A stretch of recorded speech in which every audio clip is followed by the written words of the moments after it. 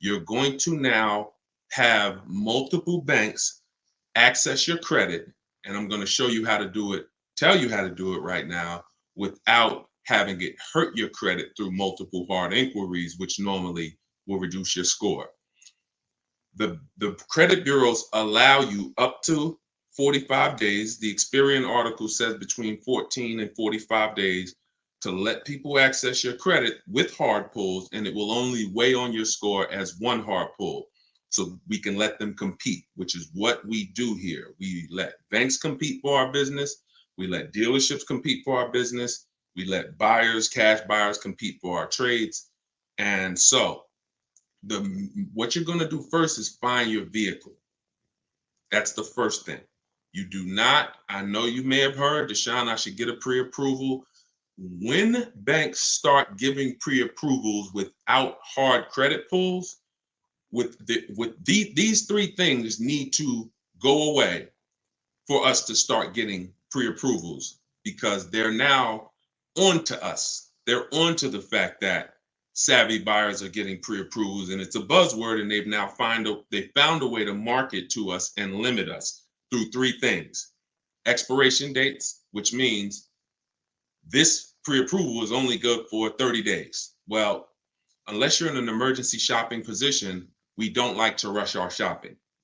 When you are shopping with your back against the wall and there's a timeline against you, you typically have to make a deal quicker, and we don't like that. Now, emergency situations, that's different.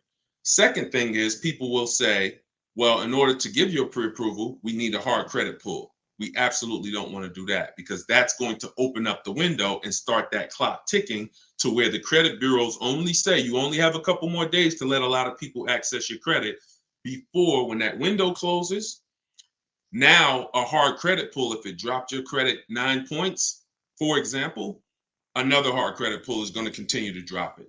So we don't want a hard credit pre-approval. And then the third thing is, we don't want to limit where we can shop. We don't want to need to have a car. Some of the pre-approval will say, hey, well, we can't give you a pre-approval if you don't have the car first.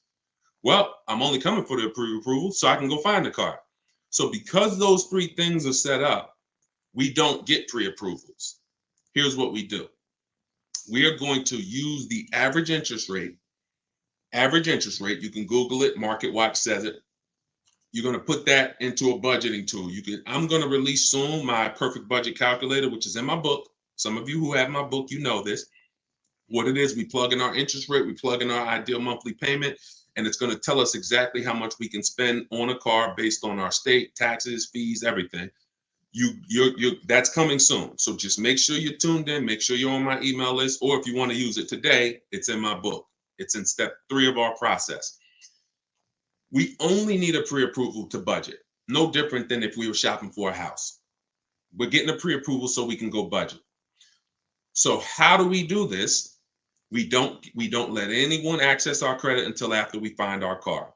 Once you find your best deal, your best car, then you're going to get the paperwork, a buyer's order. A buyer's order is simply a long form receipt that's going to show them that you can now come home and talk to many banks and credit unions as you want. Your bank, online banks, on your credit union. And this is the second round. Let these people fight at it. You don't have to worry about this, because this process of getting these bids is only going to take you 2 days if you do it the way I'm telling you to do it. So you'll have plenty of time. You're within the window, and all these people are going to be fighting to throw money at you and offer you the best rate. And now when you close that round, which is your bank, your credit union, and online lenders, you can Google online car loans. Let all these people get a shot. We want as many bids as possible. After we get the best offer there, we're going to call the dealership and we're going to say, hey, this is the rate that I got. If you guys can beat it, I'll do the deal with you. That's round 3. So round 2 is all the banks at home, credit unions at home, online lenders at home. Round 3 is, can the dealer beat it? And that's how we know. At the end of the day, we got the absolute best loan. There's no way possible we could have got lower because so many people were bidding. That's how we do it. That's the bank bidding war. All right. Great question, Adrian. All right. Shoot the next one up. Welcome to everybody who just tapped in. We're on YouTube, Facebook, TikTok, and Instagram. We're bringing questions from all the platforms. So just type your questions. I'm gonna get through as many as I can in the hour. All right, let's go fast as possible. All right, this is another one from TikTok. All right, listen, y'all, type your questions on Facebook and Instagram if y'all want to get in. TikTok is sending questions. Let's go. Dolan's gonna pull your questions, but you got to type them. And make sure, if you haven't invited a friend, if you're enjoying the broadcast, tag one friend, tag your best friend. If you gonna tag your best friend, imagine they go out shopping this weekend, overpay for their car. This is your best friend, and you're saying, man, I didn't even invite them to Deshone's show. All right. How negotiable are car prices when you get to the dealership? We don't negotiate car prices at the dealership. Stay on the show, tune in. You're probably new here. We never talk prices at the dealership ever. You have no leverage there. Everything we do is from home. Our entire model is called Cars from Home. 90% of your used car deals, if you use what I'm telling you, is done from home. 90 to 100% of your new car deal and your leases are done from home. That's how you save the big money. So stay on the broadcast, and you'll see how we do it here. Unlearn the old way. That's what we'll be about here. Go ahead, shoot the next one up, Dolan. Perry, the link to the book is in my TikTok bio. Click that picture of me. Just go right to the website. You won't leave the broadcast. You'll be able to hear us in the background. Get your book, 30 minutes, 75% off. It'll be in your inbox in a couple minutes. By the time you get off the show, it'll be in your inbox. You can dig in. Go ahead, Dolan, shoot it up.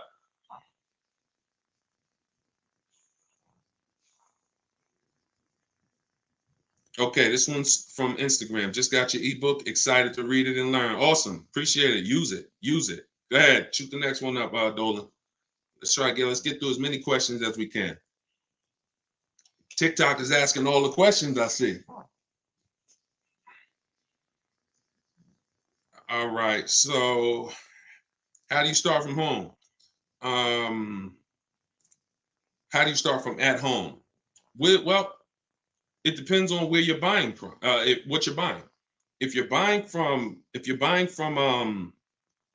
Instagram, if you're buying from Instagram, if you're buying a new car or a lease, your process is going to be to get 5 offers. Who's shopping for a brand new car? Who's going to be shopping for a brand new car or a lease?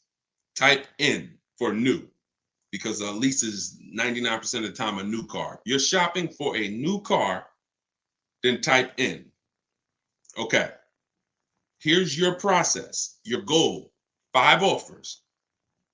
You're not going to see 80% of the dealers are overpriced. So out of those 5 offers, 4 are usually going to be overpriced, and some by a lot. So once you actually start, and now you could do this 2 ways. Manual way, go test drive your car, make sure you like it, pick something you like. If you're leasing, I like to have 3 options because leasing programs vary. Sometimes a vehicle has a bad lease program, and we won't know until we get the offers that there's a bad lease program. So once you figure out what you want, you come home, you call the sales manager, ask for the sales manager, you're going to get 5 offers. You must get 5, at least. We like to get 5 to 7. That's the manual way, talking to a sales manager. Now, the way that I teach in my book is based on scripts that I wrote. So that's the only reason that I can't go all the way. I can tell you about the scripts, but in my book, I link you to the scripts because you're copying and pasting. So whether you do it the manual way or whether, like my strategy is called the 25 to 5. We're connecting with 25 dealers that gives us more inventory to shop out of. So if you call 5 dealers, yes, you can probably get to 5 offers, but you might have to call more because not everyone may have a car that you're interested in. So we shop out of 25 dealers to get 5 offers. And out of that 5 offers, 1 is going to blow the rest away. And that's how we shop for new cars.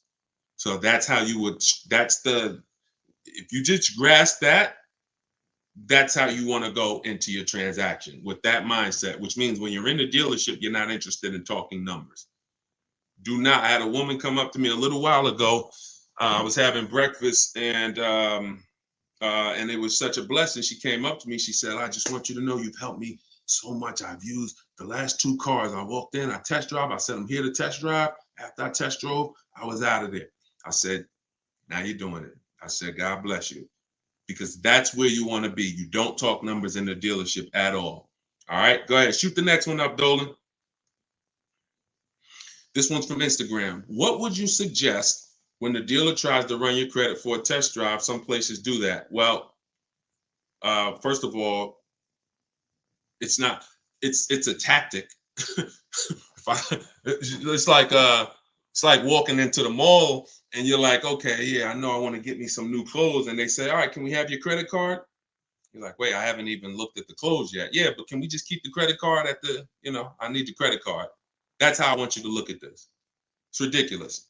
So how you prevent this is you call. I have a particular way that I set up a test drive on a new car. You don't do this on used cars. You can't do this on used cars.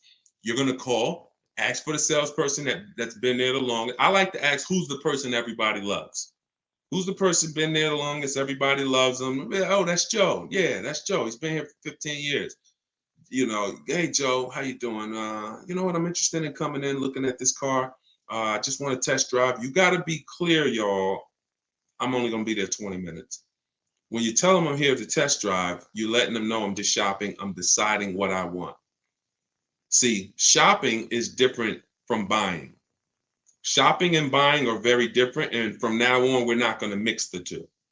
In my book, I have something called shopping, not buying. That's step 4. That's deciding what you want. You're not going to let anyone rush you through this process. And you're also not going to take more time than you need to. So we're going to call, set up the test drive, and you don't need to have the exact car. If you're looking for a gray one, if you're looking for one that has the leather seats, as long as you're driving one similar, your goal is to make sure that you like it. And then when you come home, that's when you get offers. So if you set up the test drive with the right person, then you'll have a smooth test drive if you set it up the right way. You just go in, walk in, hey, I'm here to test drive, and you don't know who was next up on the platform. Now you got this new young kid. He trying to sell a car. He done ripped a couple people off early. He's still learning the business. He don't know what he's doing. He just try to make it money. Now he's like, oh, well, I need your credit. And then he's depending on people who unfortunately are ignorant and think, okay, if you do that, if you need it, then I guess you need it. And we're not falling for those games anymore. Okay, you're not going to fall for those games anymore. All right, go ahead. Go ahead, Dolan. Shoot the next one up. Here's another one from TikTok. How do you know a car rep is honest and trustworthy? You don't. That's why we don't look for relationships. I don't need my car rep to be honest and trustworthy. You're going to win the bid or you're not. We're not interested anymore in having dinner with our car salesman. It's just not possible to do. If you want to do what I'm telling you to do, you're either, pick a choice, y'all, money or relationships. Type an M or an R. Type an M or an R. While y'all do that, I'm going to share this broadcast. Shout out to the share. And I'm not getting none. I asked you guys to inbox me ideas of what we could do for our sharers. What we could do for our sharers. And I need the sharers to inbox me. The people who don't share, nothing against them. You might be new here, Deshone. I'm not ready to share yet. No problem. Deshone, I don't have many friends on here. No problem. For the sharers, inbox me. What can we do for y'all? I want to do something every show for the people who tag a friend, bring a friend, share. Because you are the people who help us grow this show. So please inbox me. I don't read DMs because I get too many, but those I will make sure get to me. Okay? Money.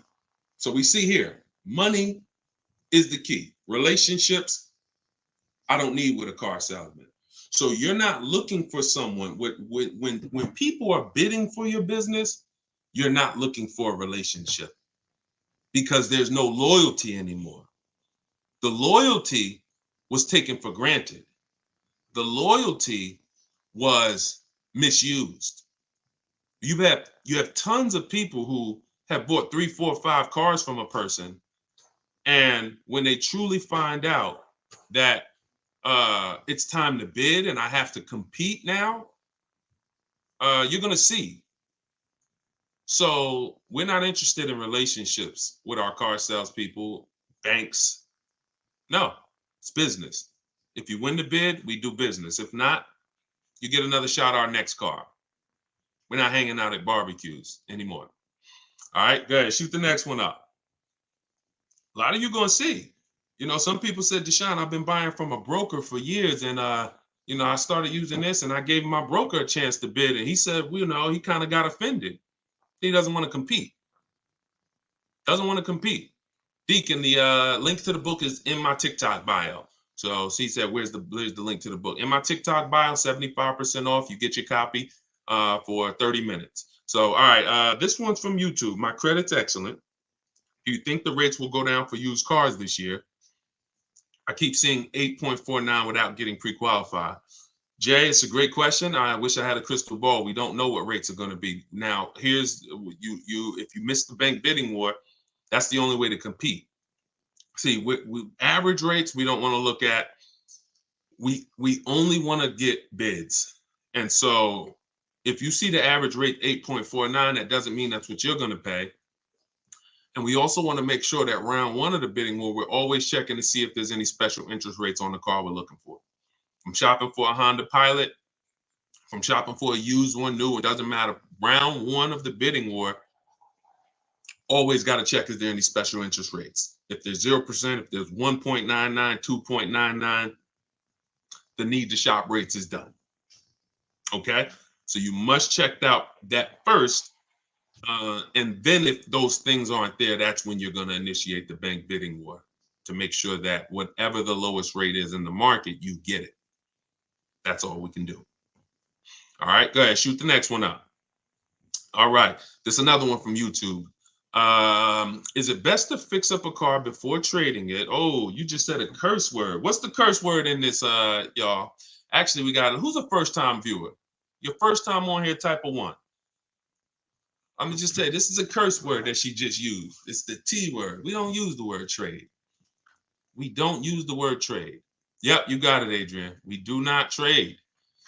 The only time you're going to trade is if you're in a high negative equity position, and once you make that deal and you stay out of negative equity, you're most likely never going to trade again, because that means the person wins 2 bids. We get bids for our old car. You're giving the dealership 2 transactions. When you're buying a car from them and trading a car, that's 2 transactions. If you get a loan from them, that's 3 transactions. So what we do is we go to online buyers who pay cash for cars same day, and that's who we get bids from.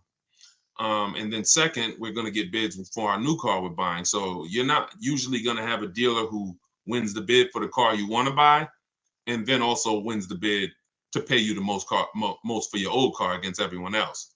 So, but when it comes to getting the car fixed, I always say, if don't get anything fixed on your car that's not dramatically increasing the value. You go get a couple nicks touched up, it might cost you $600-700, but it only increases the value by $600-700. So that means it was a wash. You only want to get things fixed before you sell the car that dramatically increase the value. Okay, that's the rule of thumb. Engines, transmissions, get these things fixed. Rebuilt engines, used transmissions, get those things installed, because without these things, the car becomes worthless. $500. But when you put I always tell the story of my dad. His engine went out on his Envoy, GMC Envoy, maybe 5 years ago, 6 years ago. He got a rebuilt engine. He got a used engine rather. He's been driving that vehicle since, and he's about to sell it and get something different. So he got another 5 years, and he's going to sell that vehicle. Meanwhile, if the engine had went and he decided to get rid of it, the vehicle was probably worth $1,000 at that point. Okay. All right, go ahead. Next question, Dolan. Keep them coming. All right, I like a lot of questions coming in now. Let's go. Let's go. Let's go. Come on, Dolan. Let's go. All right.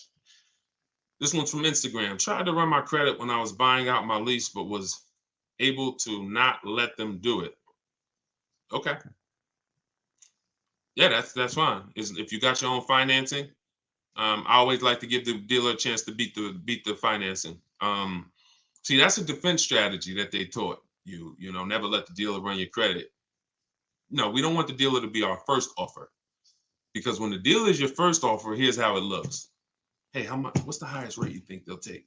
Hey, you think they'll take this rate? Go talk to them. When they're trying to beat something you got, now that's totally different. Now they're talking to their banks. Now they're picking up the phone. Hey, listen, this person has, 6.79 from their credit union. Can you beat that? You get what I'm saying?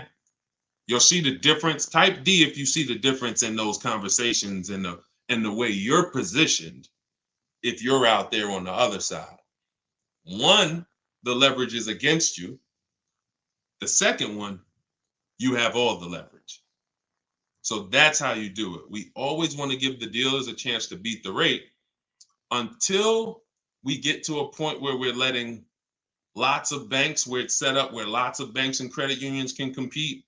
Then at that point, the dealers just won't be able to beat that. Because, when you got 20, 30, 40 banks that are competing, then you won't need the dealer because chances are they're gonna beat it. But most of we're gonna shop, our bank, credit union, couple online people. Maybe we get 4, 5, 6 offers. That's not enough. The dealers have more banks than that. So you always want to give them a chance. If you do it right, this will take you 2 days to do this bidding war, and you end up with the lowest interest rate every single time. Guaranteed. That's how you guarantee. See, everything you're doing from now on, I want you to guarantee there's no better offer out there. You get what I'm saying? Guarantee I paid the lowest price for my car. Guarantee I got the most money for my old car. Guarantee I got the lowest interest rate available. And the only way to do that is with bids and multiple offers. All right, let's go. Keep it going, Dolan. Shoot the next one in. For those of you who just came on, I do these live shows, car shopping Q&A, to give you guys the information you need to save all the money you should be saving and to see the hidden money. Everything that I teach is out of my new digital book. It's called Car Shopping for People That Hate Car Shopping. 7 Steps to Saving Time, Money, and Avoiding Dealerships. It's a shop from home process. Our mindset, our whole system is called Cars from Home. So I want you buying cars, saving more money than everyone in 30 minutes, 60 minutes from home. And that's what the book is about. You're not going to spend more than 30 minutes in a car dealership. And for our launch, we're doing you got 75% off for your copy. It's normally $97, but you can get your copy for 75% off in my TikTok bio, in my Instagram bio, or I'm going to type the link for you guys on Facebook and on YouTube. All right, go ahead. Shoot that question up, Dolan. Hold on. Let me put the link here for you guys, and then we'll get it. Come on, keep typing these questions, y'all, and type them quick. Wait, I done left out of the screen. Hold on. Hold on. Okay, I almost lost the screen. All right, Instagram. This one's from Instagram. What would you suggest when the dealer tries to run your credit for a test drive? We already did that question, Dolan.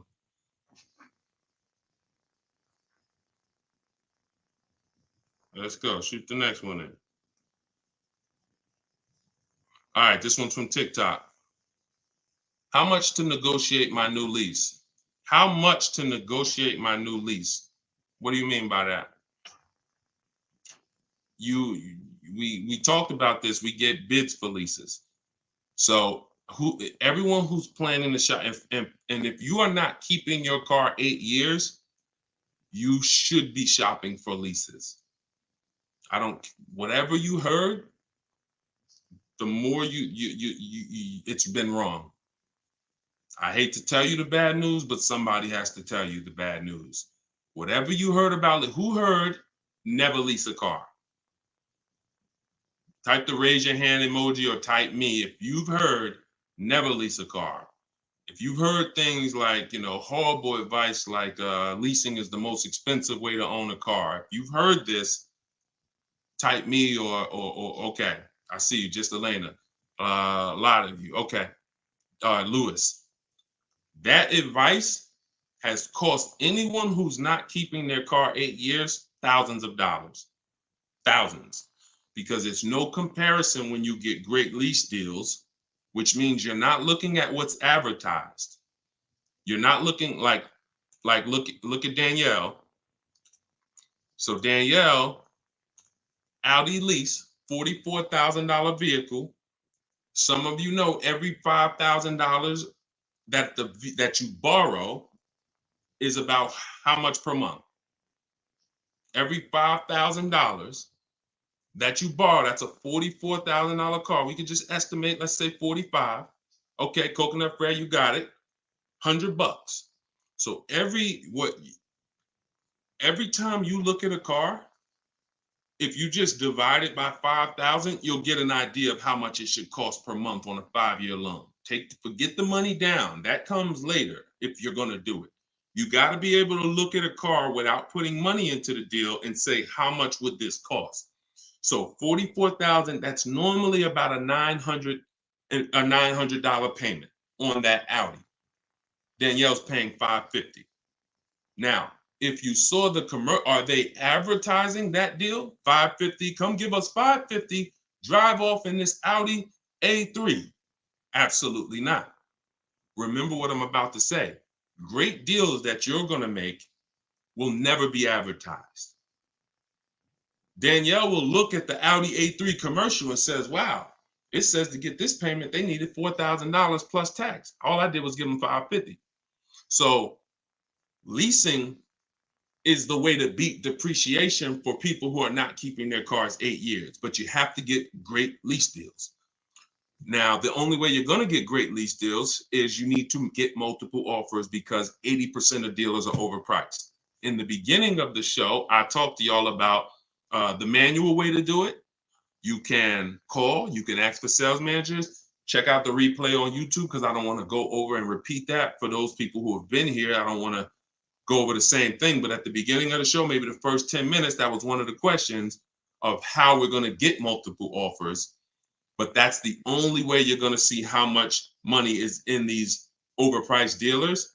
And if you're shopping correctly and getting multiple offers correctly, you should see a $3,000 to $5,000 difference between your best offer and the highest offer. It should be $3,000 to $5,000 minimum. The higher priced cars, you see a bigger spread. You see $5,000 to $7,000 difference. You know, Kimberly, some of you know Kimberly, she got a Maserati. It was $20,000 she ended up saving. So without multiple offers, you're never going to find out what the bottom price is in the market and be able to get below market deals. So you could do it manual way, or you could use my 25 to 5 strategy in my book. Okay? But you got to do it. And it's from home. We're not in dealerships doing this. We are literally controlling this from home, getting multiple people to bid. And, you know, you feel like the prize. You're going to now feel like you should. I'm the prize. Now people are competing to win my business as they should. Go ahead, Dolan, shoot the next one in. Let me take Danielle's picture down, put the banner back up. For those of you who are on Facebook, or if you're watching us on the television, you can scan that QR code and you can get your book for 75% off, or you can go to deshonsbook.com.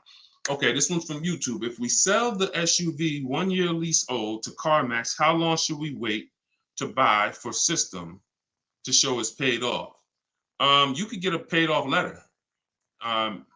You get a letter that shows that the car is paid off, even if it's behind the scenes. If you go in and, you know, you can get a payoff letter. That's easy. That's easy to get. You can when you sell your car to somebody, you can easily get proof that it's been paid off. All right, just ask for it. All right, go ahead. Next one, Dolan. Keep them coming. All right, this one from TikTok. Type your questions, y'all. We're getting through as many as we can. What's the best way to go if you're upside down? Great question. So some of you are going to do the equity assessment process, and you're going to find out you owe more money on your car than it's worth.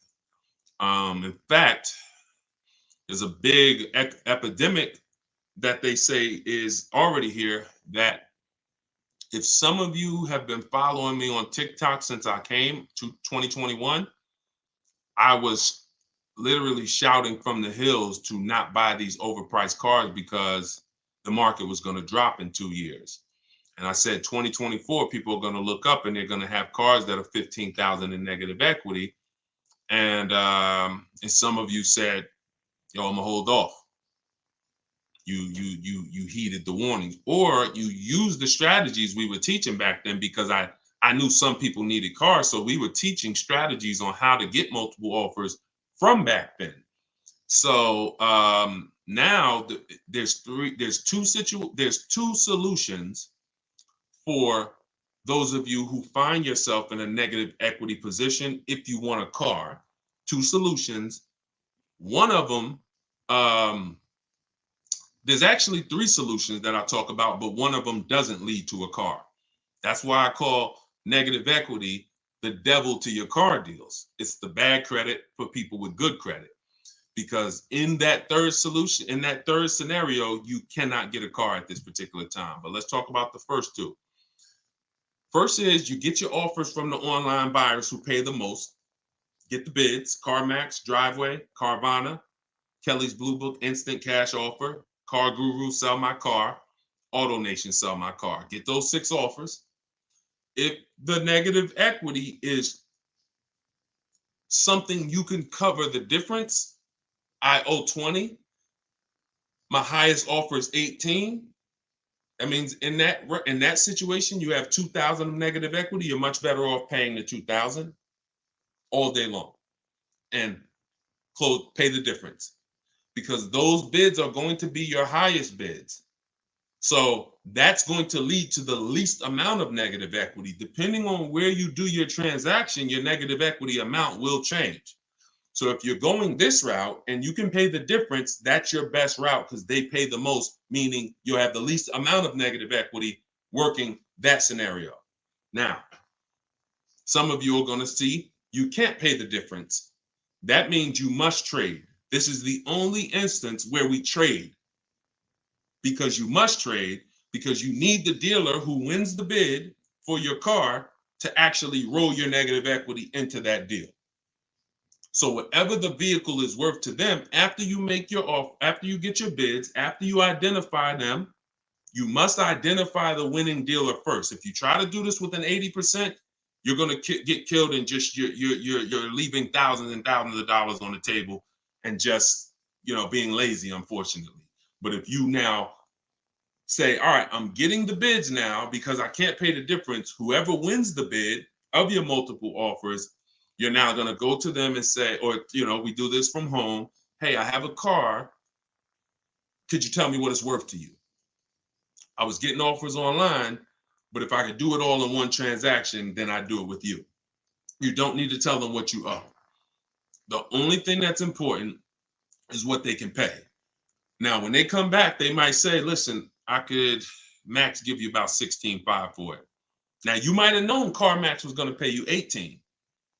And you would have had 2,000 of negative equity. But with them, 16.5, you have 3,500 of negative equity. There's nothing you can do because they can't pay what the highest bidder is going to pay. It's just not possible. That means they're winning both bids. It's not possible. So you have to take the highest offer they can give, and whatever that negative equity ends up being is now going to go into your deal, and that's the way you do it. So you have less control, which is why I tell you, don't just know how to get out of negative equity, know what's causing it. And what's causing it is you don't lease. That's what's causing it. You can queue up the next question. We'll get to that right now, Dolan. That's the cause. You don't lease. You buy cars. You're not you're not a long-term owner. Long-term owners, who type K, if you got a keeper outside, we call those keepers. Car that's been outside 8+ years, 9, 10. You can type the number of years it's been. I not type the number of years you've had your car. And I want to give the people who are not in the habit of being keepers or buying cars that are going to be keepers, I want to give them a clear look at what a true keeper is. Not two. If it's less than 8, you don't need to comment right now. I'm telling you, this is for if you're not looking to get to this level, because what the benefit of this level, this is the purpose for buying a car. Because some of you know, I talk about the depreciation curve. The depreciation curve is like this. From the day you buy your car, the vehicle's dropping in value massively. But it starts to do like this the more you keep it. So it's losing less value year by year. Those of you who are typing 8 years, look, somebody said 19 years. Look, you have the benefit of losing very little value every year. The same price your car is worth now is about the same price it'll be worth a year from now. That means you've won, you've outlived the depreciation. Look, Vincent said, I got a 2004 F-150, 20 years old. So you've beat the depreciation through long term. Notice this has nothing to do with how you paid for the car. Oh, Deshone, I pay cash for my cars. Doesn't matter. Won't change the curve. So how you beat the curve is through long-term ownership, 8+ years, or aggressive lease deals for short-term people. That's it. Those of you who are stuck in this middle and you're replacing your cars here 3, 4, 5, 6 years and you're not leasing, you're losing so much money. And unless you pay cash for cars, you're still losing it, but you're in a negative situation. You're in a negative equity situation many times. So you should be transferring your negative equity to a lease. All right, unless you're in an emergency situation where you're just switching cars and you're going to keep the next car 8 years, but most of you are not. All right, go ahead, Dolan, shoot the next one up. This one's YouTube. How does your lease program work with electric vehicles like Rivian and Lucid? Those cars seem to be sold differently than normal dealerships. Okay, any dealer, all right, Teslas, anything, it's not about electric. It's about, is the car sold direct with no negotiation, one price, which is Tesla's model? What is our goal of getting bids for cars we're buying? Everyone type, and if you haven't been here before, you got to stay close to your keyboard because I don't talk at you. I'm having a conversation, which means if I ask you a question, I need you to type and answer. What is our goal when we're getting bids? What's the reason we're doing this? Let's see who could cut. Let's see the best answer. I want to see some answers.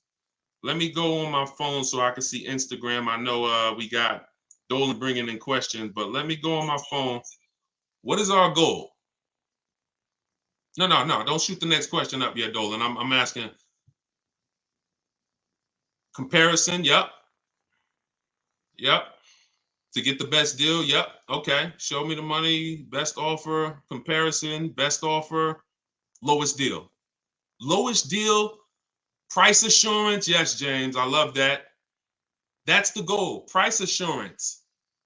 That means there's no way I could have paid less for this car. That's what you only get by bids. Now, if they have no way to adjust the price, which Tesla doesn't, it's one price, then there's no reason to get bids on that part of the purchase. There's no reason to get bids. So that part is eliminated. The bank bidding war isn't. Making sure that if they have a bad lease program over 1.5% with no money down, that's not eliminated.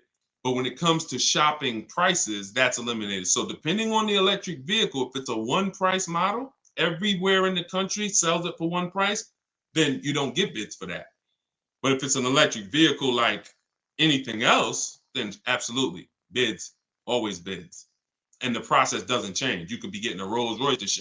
What about a luxury car, an exotic car, Lamborghini? Does not matter. In fact, it's more important when you see how much money you save getting bids on those cars, because it's such a difference. All right, go ahead, Dolan. Shoot the next one up, brother.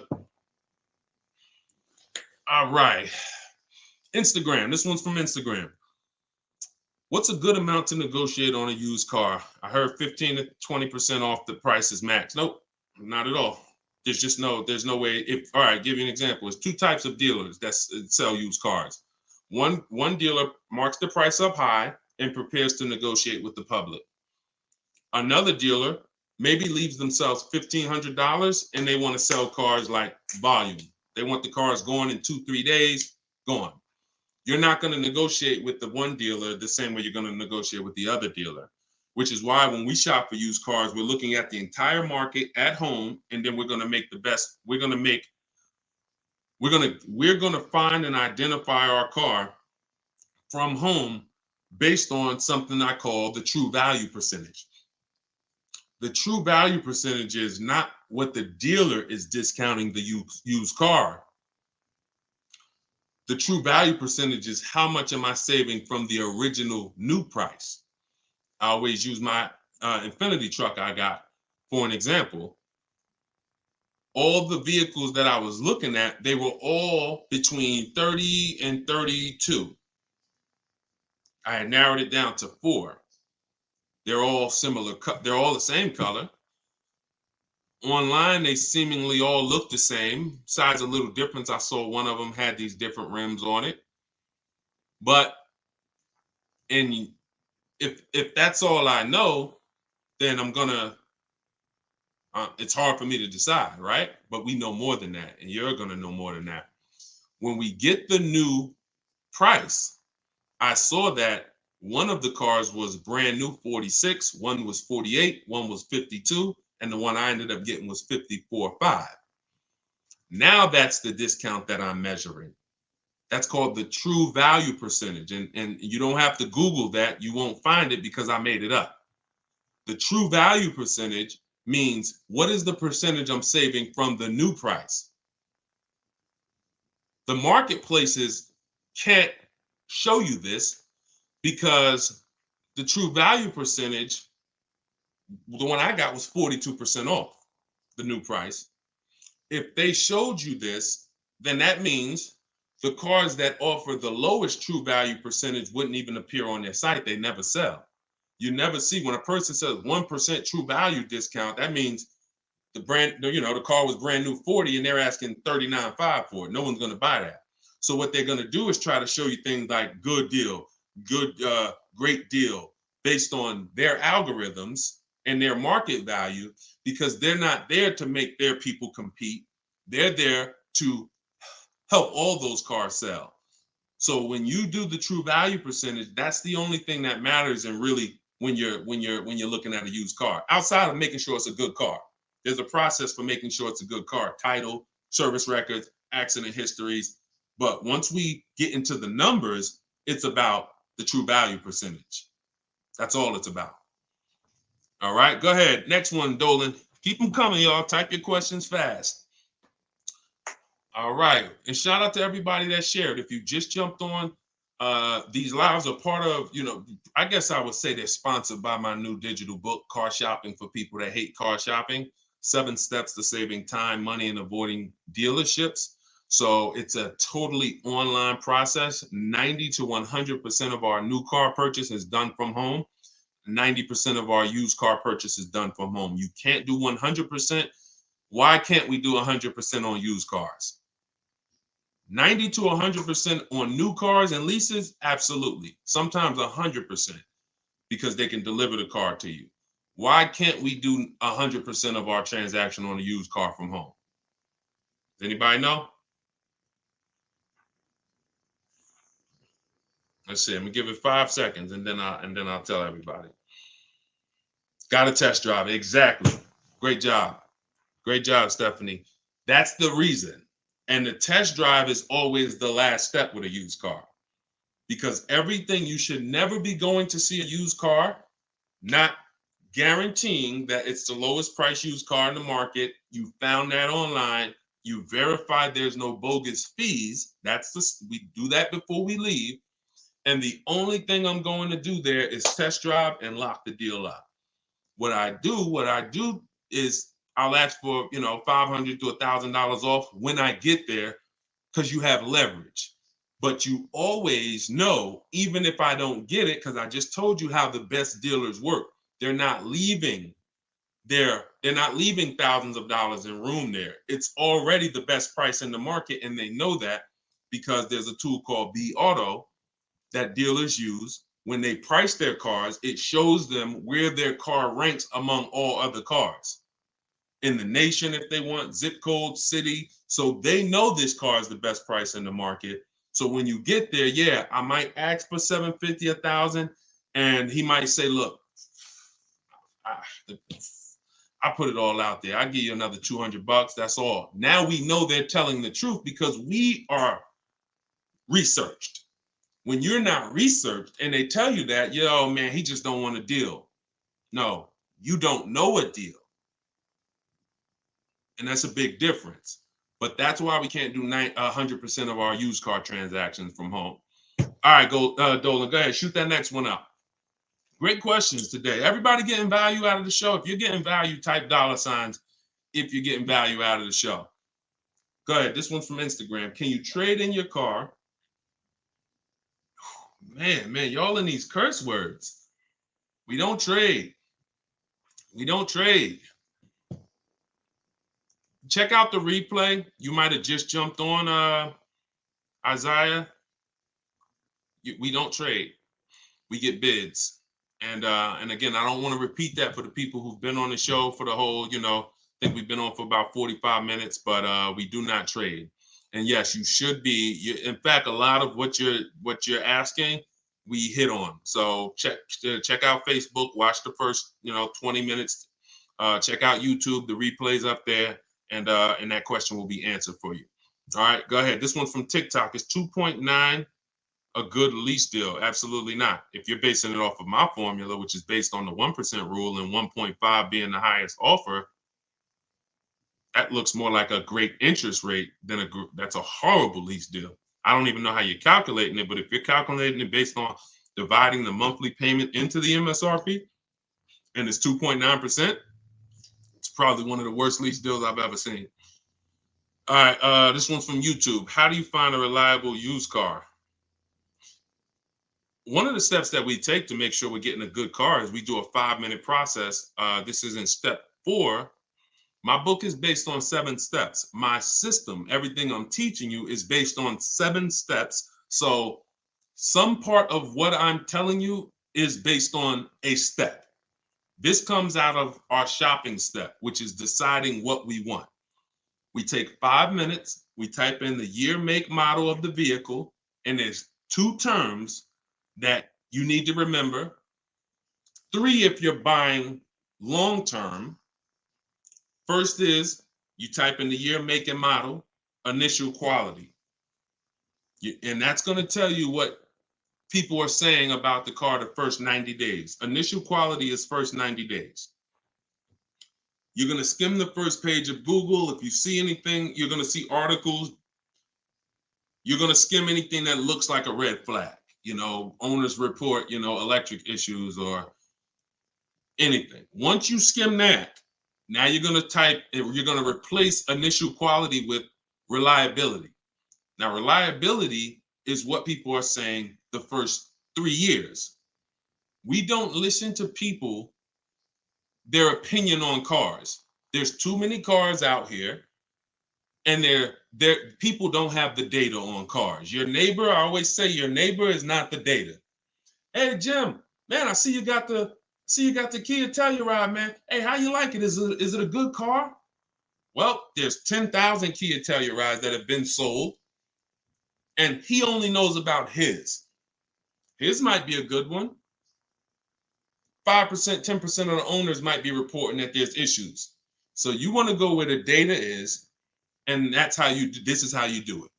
You're going to type in reliability. And so any of you who are going to be leasing and buying a brand new car, you should be doing that step. Take you 5 minutes, skim the first articles, reliability, initial quality. Now, if you're buying a car long-term and you're keeping it 8+ years, then you should be typing in longevity. And that's going to bring up, sometimes it'll tell you right at the top, these cars are known to last 200 to 300,000 miles. Oh, owners report transmission problems around 80,000 miles. If you haven't done this and you buy a used version of the car at 65,000 miles, and then 2 years later the transmission starts slipping, it's not because you couldn't have avoided this. This is how you avoid those issues. And again, there's no guarantees, but when you follow the data, oh, that's a red flag. I'm not getting a 65,000 mile one if I see that they report transmission issues at 80,000 miles. And this is what we call a quality, this is a reliability and initial quality, a longevity check. That's how we make sure we're buying a reliable used car. And the rest is making sure you're doing title, service records, accident history. You take all those steps. See, what I'm giving you is boundaries. You can choose to step over the boundaries if you want, but at least you know that there's boundaries now. You get what I'm saying? if you don't know you're breaking the law, then are you breaking the law? I'm going 70 miles an hour. There was no sign. I didn't know. Once the sign is there and I'm going 80, now I know that I'm stepping over a boundary. And I know I'm taking more risk. All right, go ahead, Dolan, shoot the next one up. Good questions, good questions, good questions. Everybody, if you're like Deshone, this is too much to remember. It's all in my new digital book, Car Shopping for People That Hate Car Shopping, 7 Steps to Saving Time, Money, and Avoiding Dealerships. I'm gonna put the link for you guys to get your copy at 75% off as part of our launch. It's normally $97. You got 30 minutes. Once that timer hits 0, it's going back to $97. So get yours for $24. It'll be in your inbox in minutes, and you can be using this, and you don't have to try to remember all of this stuff anymore. But either way, you get it how you want it. You want to get it from the shows, you want to get it from my videos. But I think a lot of you can see that although a lot of you are in the same situation, there's different situations. So if you want, I just need how I'm going to lease. That's in my book, step by step. How I'm going to buy my used car. That's in my book, step by step. So you get in where you fit in. All right, this one's from TikTok. I did your calculation and it came out below 1.5. Thank you, Lorna. I love your advice. Thank you. And look, 1.5 should be the lowest of all your offers. The goal is not to get a lease under 1.5, because that's one goal, but only if, I told you, it should be a $3,000 to $5,000 difference in your offers. So if you have offers and one of them is 1.6, one's 1.7, one's 1.8, and then the lowest is 1.5, that's a win. If you get one offer and he gets it to under 1.5, because some people are watching us and they're depending on people who want a shortcut, already short process. If you're using what I'm teaching, this takes you 90 minutes. You should be able to get car deals in 90 minutes or less if you're using what I'm teaching. What car salespeople who are the 80%, they're very wise in what they do. So they're going to look for people who come in and talk about 1.5%. And if they know they have the programs, they'll get you under 1.5%, even though their competitors could have got you 1.3. So 1.5 is always the goal when you're shopping, to not overpay. But the only time 1.5 is the best offer is when every single other offer that we have is above that. Does that make sense? Type clear if y'all clear on that. You don't go in with the goal of 1.5. You go in with the goal to get the best offer in the market and see what it is. Let's take somebody like Bonita. Bonita, middle of the pandemic, she got a Telluride. When people were paying $5-10 grand over sticker for Telluride, she leased one $48,000 vehicle. She gave him $600 and she drove off. That was her best offer she got from home. $600 into $48,000, she got a 1.25 lease. I think it might have been $46,000. It was middle of the pandemic. See, I'm showing you that we've been getting deals, below market deals, since the pandemic. For those of you who are going to use strategy, you're going to see lots of deals. For those who are not, it's going to seem like there's no deals anywhere. So $646,000, yep, 1.3.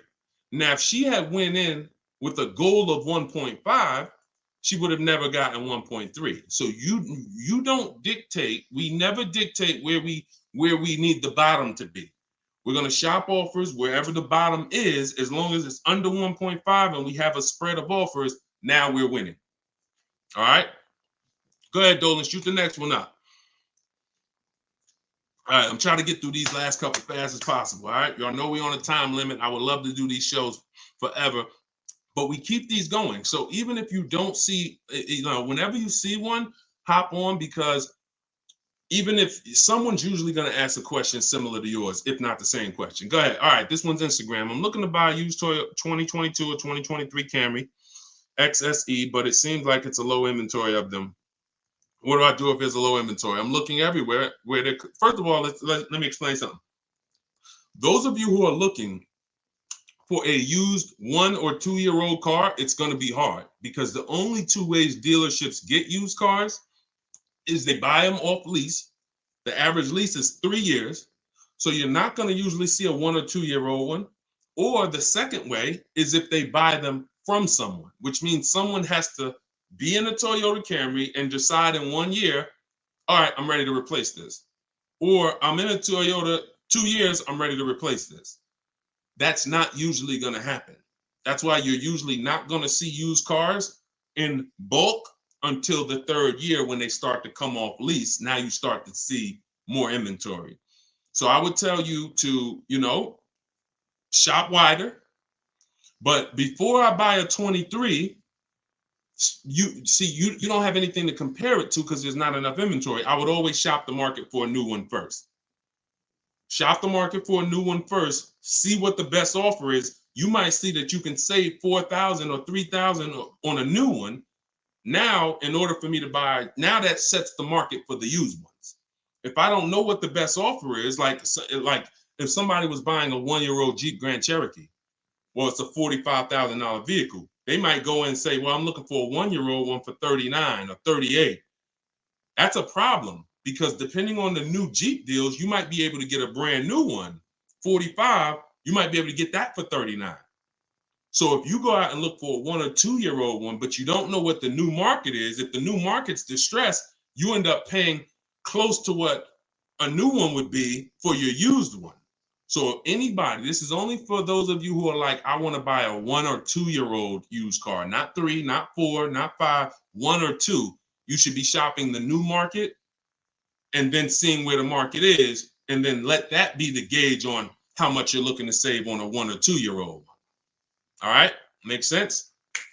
Okay, go ahead. Shoot the next one up, Dolan. Listen, tell that. Listen, we get a lot of these people come on late. He said, "Oh, what's your thoughts on an Audi Q8?" We already answered that. We don't get people's opinions on cars. It's subjective. We're going to where the data is.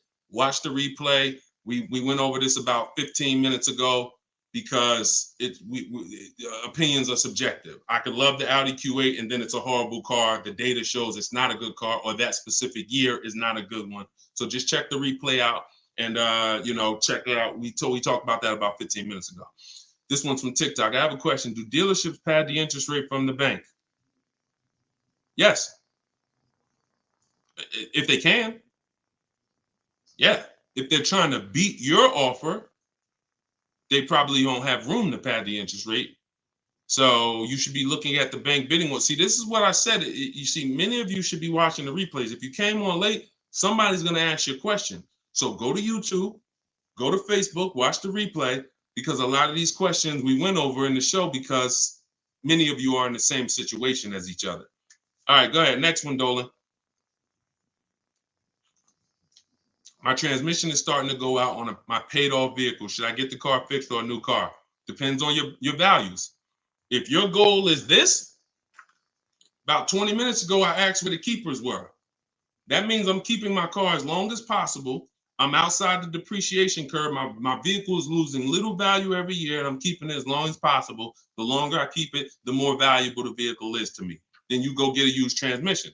I talked about my dad's engine going a couple years ago. He went and got a rebuilt engine, used engine rather. He's had that car for another 5 or 6 years. The value, the replacement cost. Don't consider what it cost you to get the transmission. That might be, and make sure you have a great mechanic. Use a service shop locally that you trust, that you can depend on. Ask around on social media who's been here 10, 15, 20 years. Everybody loves them, trustworthy. That's who you want to deal with. See if they get you a used transmission from a salvage yard, because you're not going to consider that cost. You're comparing that to the cost of replacement. The cost of replacement might mean what's coming. All right, $2,500 to put in a used transmission, or a new car payment coming out of my house because I'm starting a whole nother car. So it depends on your values. Going for more value out of that car. Most keepers would say if their goal is a keeper, I'm doing it. I'm getting another transmission in the car. That's it. So you get what I'm saying? All right. All right, y'all. We just hit the hour. The, the, what would the best monthly payment be? See, it's a good question because I know it's something you sincerely want to know, but it's a question that you're not going to be asking monthly payments once you start really understanding the numbers, because if you're buying a car, then you're looking at the fact every $5,000 is about $100 a month. So on a $60,000 car, monthly payment will be $1,100 a month for 5 years. But your question shouldn't be what is a good monthly payment. It's how do we know 60,000 was the best price for the car? You get what I'm saying? We're not concerned with what the monthly payment is at first. We're concerned with, is 60,000 the lowest, whatever car you're going to put there, used BMW X5, whatever, is 60,000 the best price for the car? Because payments will mask the actual price you're paying for the car if you don't understand what I'm talking about. You come in, hey, I like that car. You know what's the payments like on that? Well, it's normally 1,200. Oh man, shoot, boy, that's high. Anyway, I could get it down to like 950. How much could you put down? I could probably put down like, maybe 10. You lost already. You're negotiating from strength based on you're negotiating off from weakness based on payments, which means you're not looking at the price of the car. You're talking numbers in the dealership. And so that's not the goal. Step back. We are getting bids. When you separate your transaction into 3 transactions max, who I sell my car to is one transaction. Who I get my loan from, another transaction. Who I buy my car from, another transaction. And every single one of them is going to be a bidding process. When you step back and that's how you roll, you'll never ask what should monthly payments be on that. Because the bank works out the monthly payments, and then we have the budgeting tool, the perfect budget. Everyone who has my book, if you got your copy for 75% off, in day 3 is a tool that I created called the perfect budget. Perfect budget calculator. You put in numbers. This is how much I possibly could put down. This is where I want my monthly payment. This is what state I'm in. It tells you multiple goals. You can't pay more than this for a car. This is where you start. Look for a car here. Goal 1, look for a car at this price. If you can't, jump up here. If you can't, look up here. If you can't, jump up here. But once you get here, you cannot pay more than this price for a car before you are over your budget. So grab the book. I'll release it. I'm just trying to see how we're going to release it, because without people understanding how to use it, then it's going to be pretty much worthless to you.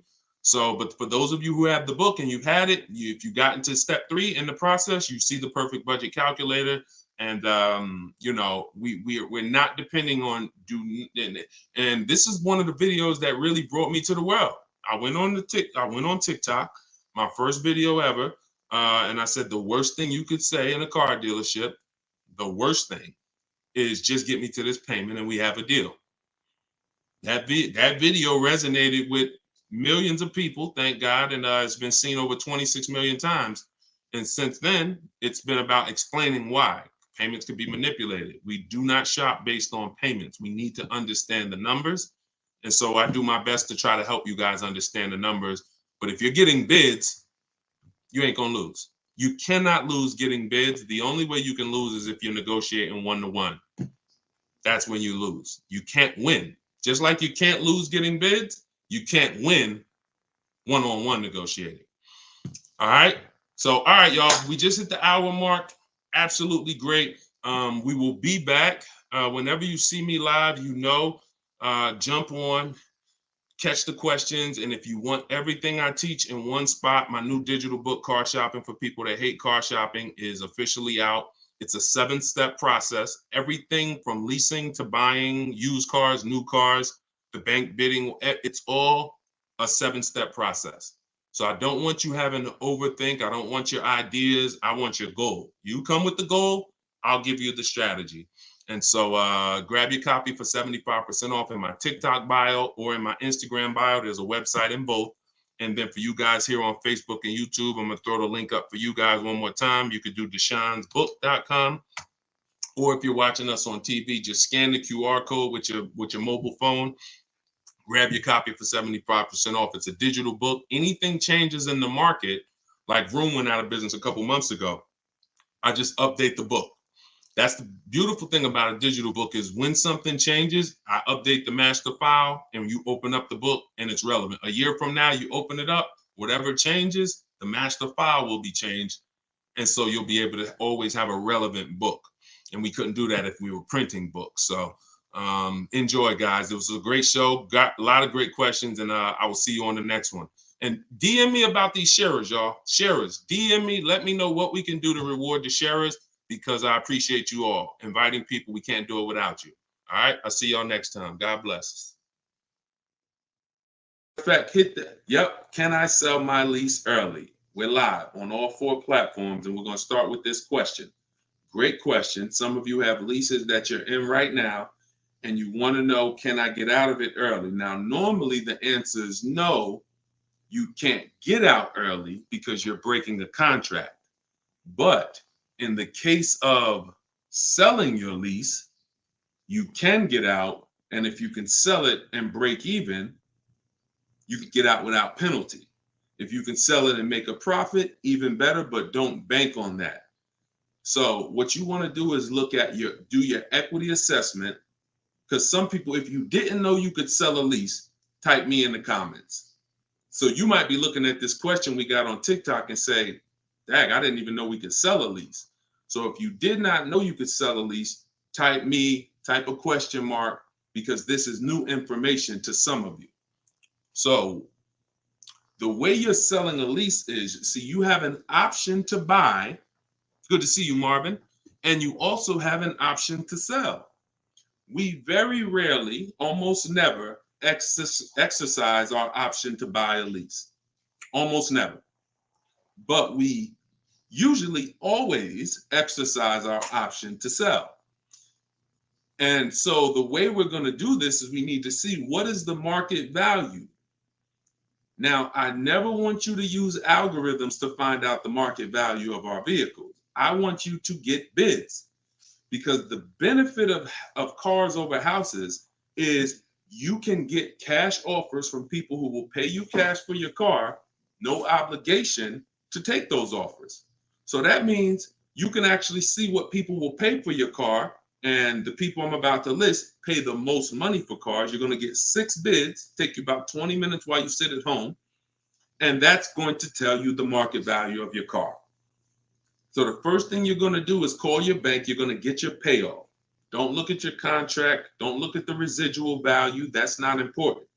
What's important is your payoff. So you're going to call the leasing company, ask for your payoff. And the second question you're going to ask is, do I have a third party restriction? Both of those people can sell no matter what answer you get. But if you have a third party restriction, it restricts who you can sell to.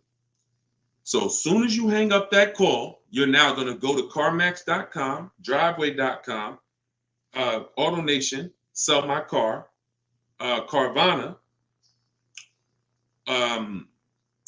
Kelly's Blue Book Instant Cash Offer, and Car Guru, Sell My Car. That's going to get you 6 offers in 20 minutes. Every one of those sites, if it asks you, is the car owned, leased, or financed, you're going to put owned. Once you see what those offers are, you're going to know what the market value is. You'll be able to see if you can break even, you can possibly get out. If you have no third party restriction, you can sell to them. If you break even, you can get out. But for those of you who have a third party restriction, and some leasing companies do not, Chase, Toyota, there's a few leasing companies out there with no third-party restriction. I still think what they did is illegal. Maybe we'll find out. Maybe there'll be a class action lawsuit because we still don't understand how they changed thousands, in fact, probably millions of leasing contracts mid-contract.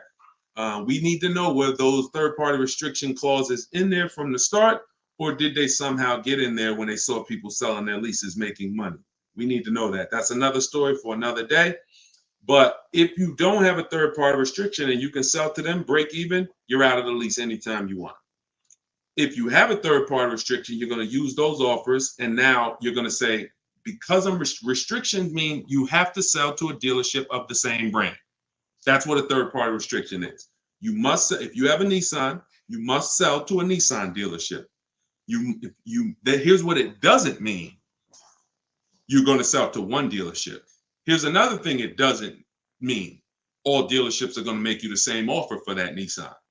So if you go into that one Nissan dealer and say, well, I can only work with you, then you're going to leave money on the table. And part of understanding how this works is to understand that every dealer is different. Some of you may think, oh, I thought every Nissan dealer was the same. I thought they were like all one. No, they're not. They're all different. And that's how we win, because we get bids and we put these people against each other. So that is the steps you would take to see if you can sell your lease early. And that's called the equity assessment. That's step 2 in my process.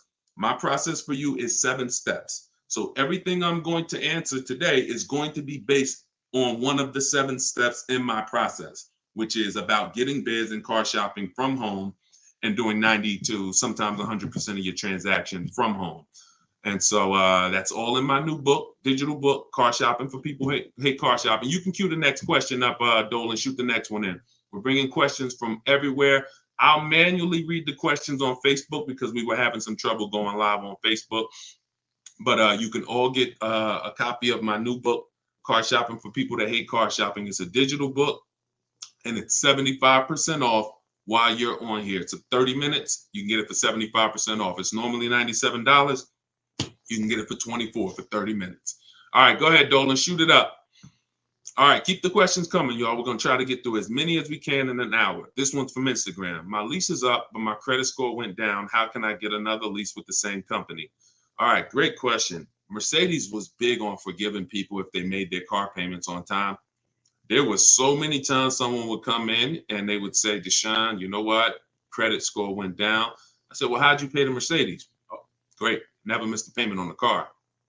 99 times out of 100, you're getting approved with Mercedes. Many people are like that because not many things. Could y'all keep tapping the screen, run the likes up on TikTok? I appreciate y'all. Many times, a bank, besides your credit score, probably the second indicator for a bank of if you're going to pay is if you've paid your car.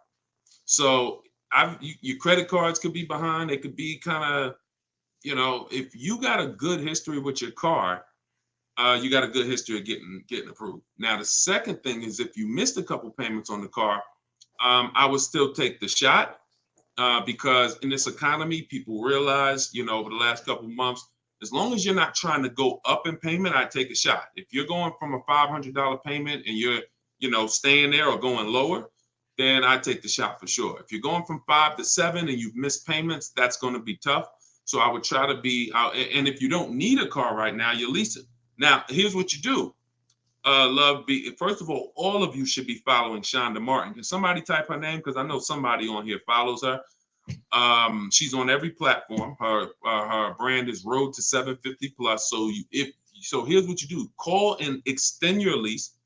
Most leasing companies will give you a free extension. Shout out to y'all running the likes up on TikTok. Appreciate y'all tapping the screen. Call and get a free extension for 2 reasons. 1, it'll buy you some time. Get with Shonda, see if you can raise your credit score. 2, if you don't have, if it'll buy you some time. It's just, I don't like shopping with our backs against the wall. Unless your car got stolen, car got totaled, we don't like to shop in emergency situations. We still win. You use what I'm telling you, start getting bids, you can get your best offer in 3 or 4 days. So don't worry about that. My book will teach you how, and everything you'll learn from me is if I need a car in 3-4 days, Deshone, what do? Get bids, get the lowest offer in the market. But if you have the luxury of time, that benefits you. The luxury of time when shopping is a benefit. So so see if you can get that extension, and then go for it. Try to keep your lease, your shop bids, and you might be able to lower your payment. Because many of you, I haven't made a video about this yet, but I want to tell y'all this before we go to the next question. Many of you overpaid in 2020, 2021 for your leases. So you're going to be surprised when you use these strategies. Some of you are going to get the same version of the car that you have now, and you're going to drop your payment $150, $200. And I want you to know this before you, from the salespeople who are going to try to keep you in that car or upgrade you and keep your payment around the same. Many people, you're getting those calls. Who's getting those calls right now? Hey, Jim, your lease is not up for another 6 months, but what if I could get you in a new version, keep your payment around the same? That's always the entry point. And they're listening. No way, man. I want to drop my payment. That's not enough, though. By how much? You get what I'm saying? So when you get bids, some of you are going to see, dag, I was paying $700.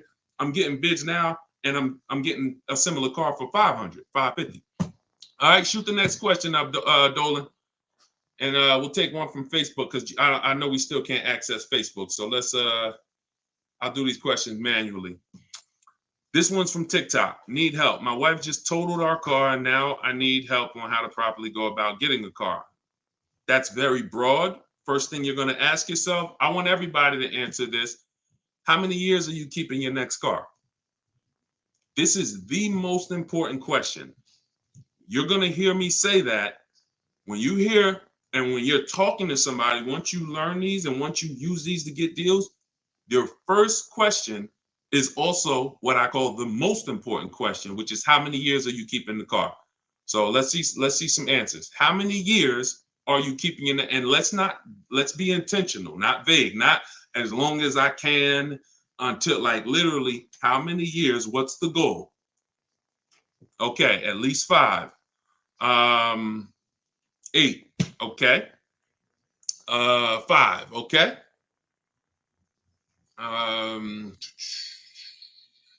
Keeping the car for 5. Okay, so I'm seeing a lot of 5s. I see Marion 10. Okay. If you're not keeping your car 8 years or longer, then you should be leasing. It's not even a question.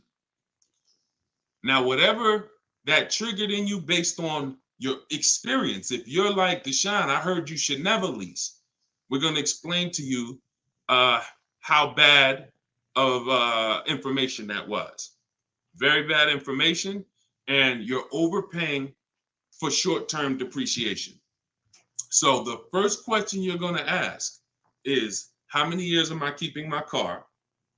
Because there is no way I can teach you to get the lowest price in the market on a used car if you want, on a brand new car if you want, on a lease. No problem. We've been doing that for 3 years, thousands of people. That's no problem. If you buy when you should have leased, there's no way for you to get a great deal. It's over. I use Danielle as an example. Matter of fact, we did Danielle. Let's go to Taupe. I use Taupe as an example. $54,000 BMW. She's paying $690 a month. Some of you know every $5,000 on a car purchase is $100 a month. So when you're looking at a $54,000, let's say $55,000 car, that's an $1,100 a month payment for 5 years. She's paying $690. Even if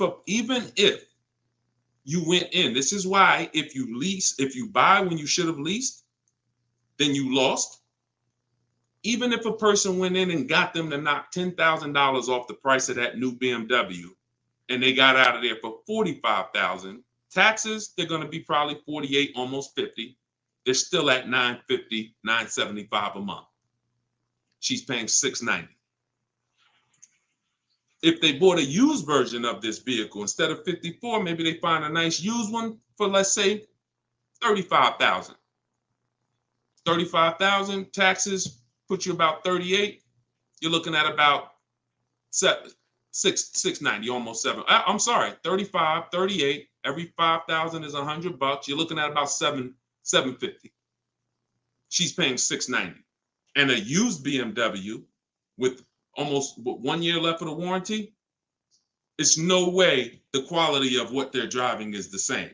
Now, when does the person who bought wins? Because in the short term, Tope's paying 690. The person who bought a brand new one's paying 1,000. The person who bought a 3-year-old used one is paying 750.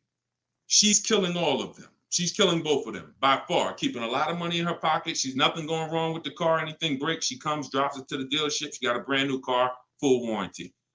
There's no way to get a great deal when you purchase, but you should have leased. And she knows how to get great lease deals. She gets bids. So don't think, because some of you might say, Deshone, well, that doesn't look like the deal I saw in the commercial. That's because commercials are not deals. Scrap that. You're never going to see a great deal on the commercial. Never. The great deals are when the dealership barely wants to make them. They don't even want anyone to know about them. They just, I've in the past when I was at Mercedes, I had to tell some people, listen, please, I'd love for you to send me your friends and family, but don't tell them what you're paying because I probably can't duplicate that. When somebody got a great deal, we weren't telling them, go tell your friends and family, we'll give them the same deal. If they're telling you I'll give your friends and family the same deal, that means it wasn't a great deal. Sorry to tell you. If you were able to match, dealerships don't like doing deals like this, and they certainly don't want to do many of them. So that's why your foundation, your most important question, it's step 1 in my book. It's step 1 whenever you'll hear me talk, is how many years am I keeping the car? If you're not keeping the car 8, then you're paying ridiculous depreciation. Your car's value is here. And around 8 years, it starts to cool. 6, 7 years, it's going to start to level out a little bit. You lose less value. And if you're switching your cars here, buying them here, and then you're trading them out anywhere between here, you're losing tons of money. We call that the unseen expense, depreciation. That's why the unseen expense. You buy a car today for 30. What is it worth 30 tomorrow? Yes or no? It's the unseen expense. You buy a car today for 30,000. Is it worth 30 tomorrow? Yes or no? Exactly. Gonzalez, you can't hear. Everyone else can hear. So I don't know what's up with your audio. So that's what everything we do from now on. My job is to teach you how to get the lowest prices in the market. And it's also to teach you where the hidden money is in your car deals, the money you haven't seen. And one of the largest amounts is depreciation. So for those of you who are not keeping your cars 8 years, your goal should be to shop and get a great lease deal, not a regular lease deal, not an advertised lease deal. And so if you're keeping your car long-term, 8+ years, then you should not be thinking about leasing at all. Okay? Everybody clear on that? Type clear if we're clear. 8 year, I call that the 8-year rule. You're going to hear me talk about 3 things that are all the same. The first question, the most important question, the 8-year rule. They're all the same. All right? Go ahead, Dolan. Shoot the next question up. We're bringing them from all 4 platforms. This one's from YouTube. I drive an average of 22 to 25,000 miles a year. Would leasing still be a viable option for me? Great question. When I worked at Hyundai and I was a manager there for 6 weeks, owner ended up getting indicted. It was like all I needed was 6 weeks before God told me, son, this is not the place for you. But I learned something very important there. I was helping a person who returned their lease. He had like 70-something thousand miles on his Hyundai, and he was returning the lease. And I said, did you lease this? He said, yeah, all I do is lease. Said, I'm in sales. I'm on the road, 25,000 miles a year almost. All I do is lease. I used to buy my cars. I was losing so much money. The depreciation, because think about that depreciation, y'all. For the regular person, it looks like this. The value of your car is like this. For the high mileage driver, it's like this. They're going to destroy that value in 3 years, right? So he was explaining this to me, and I'm listening. And then I looked at what he was paying, and I'm like, it looks like he got a great Hyundai deal, right? And then he paid additional, maybe $175, and he got his high mileage lease. And I said, I got to tell everybody I know about this, because I was dealing with high mileage drivers coming back who wasn't leasing, who had all this negative equity. And I'm like, we got to do something different here. So he comes in, and that's when I started, diving in and seeing that for the short term, high mileage driver. Short term means you are not keeping the car 8 years. It doesn't change. Most important question, first question, 8-year rule, all the same. If you say, Deshone, I drive 20, 25,000 miles a year, how many years you keep in the car? Probably 10. Then there's no need to lease. You can find a car that you can put 200 to 250,000 miles on in 10 years. They're out there. Get one of those. But if you're saying, Deshone, I'm not keeping it 8 years, I'm going to keep it 5, then you should absolutely be shopping for a lease. I have 2 strategies for the short-term high mileage driver that's going to be better than you doing what you've been doing. Some people will tell you make high down payments. Bad, because you're just throwing more money at the car you won't get back. Some people tell you take shorter loans. Instead of 5 and 6 year loans, take 4-year loans so you won't have negative equity later. Both of those solutions involve you throwing more money at the car that you're not going to get back. The 2 strategies that I teach is, 1, the high mileage lease. You're going to shop, get your offers. We always shop with 12,000. That's what we do. We get multiple offers. We get at least 5. We get at least 5 because 80% of dealers are overpriced. You're not going to see that until you start getting multiple offers. When you start getting multiple offers, you're going to see that 80% are overpriced. We don't try to change them. We expose them. So once you see that, you're going to find the dealers that offer the best prices. You can do that manually by calling sales managers and getting multiple offers, or you can do it my way. In my book, I have a strategy called 25 to 5. We do everything online, and you're using my scripts and my email templates. So it's hard for me to break that down for y'all because I wrote these email templates. So either way, you get to the goal of at least 5 offers. Once you have the best offer, you're then going to adjust that offer to a high mileage offer with that dealer. You're going to let the dealer know, hey, I'd like to adjust the mileage from 12 to 18,000, please. Hey, I'd like to adjust from 12 to 25. And that's what you do. We've had tons of people that do that. Compared to purchasing, it's thousands. I helped a guy do this 3 years ago, and he was like, man, that changed my life, because he was buying luxury cars, high mileage, BMW. He went from that to an Audi A7 high mileage lease. And when we did the math, he was saving like $15,000. And so it's not a question. Second thing I teach is, it's called 2 cars, 1 payment for you high mileage drivers. You don't want this. Doesn't apply to Uber and Lyft. So let's put it like, if you're in business and you're putting thousands of miles on your car a month for business, different. I'm talking to regular people who like Deshone. I'm in sales. I'm a realtor. I'm always on the road. This is for you. Second strategy is 2 cars, 1 payment. You're going to get 1 car. The first car is the purchase. It could be a new, pre-owned, doesn't matter. And that's going to be your mileage car. You pay that car off 3, 4, 5, 6 years, and then you go lease the second car. Now you got the mileage car, and now you got the second car. That's your nice car. And so you're putting maybe 12,000 a year on your lease, maybe 15,000 on your mileage car, and you're just doing that. You always have 1 payment. You're not having it's a manageable payment at all times, and people love that. There's no right or wrong with those 2 strategies. It's just which one you think is best for you. Both of those you will absolutely love. It's very predictable. You can count your costs. You know what you're paying, and scrap everything else. That is in my book for you high mileage drivers. In case y'all don't know, my new digital book is called Car Shopping for People That Hate Car Shopping. Throw the next question up on the screen, Dolan. Please. It's called 7 Steps to Saving Time, Money, and Avoiding Dealerships, because everything we do, 90% of it is from home, sometimes 100, but we can't do 100 with used cars. And all our deals are made from home. We don't spend more than 30 minutes in car dealerships. We get bids. We make people bid for our business. And you can get your book for 75% off for the next 30 minutes. In my TikTok bio or in my Instagram bio, there's a website. Get your book for 75% off. You won't pay the normal $97 price, $24. And for those of you who are on Facebook and Instagram, I put the link Facebook and YouTube, I'll put the link right here for you guys. and you can get yours. DeshonesBook.com. All right, this one's from Instagram. What if you sell a lease from a Jeep dealership to a BMW? Does that work against you? You cannot sell a lease if you have no third party. Like I sold my Jeep. They didn't have a third party restriction, but Jeep has many leasing companies. They have Chrysler Capital. They have Cal.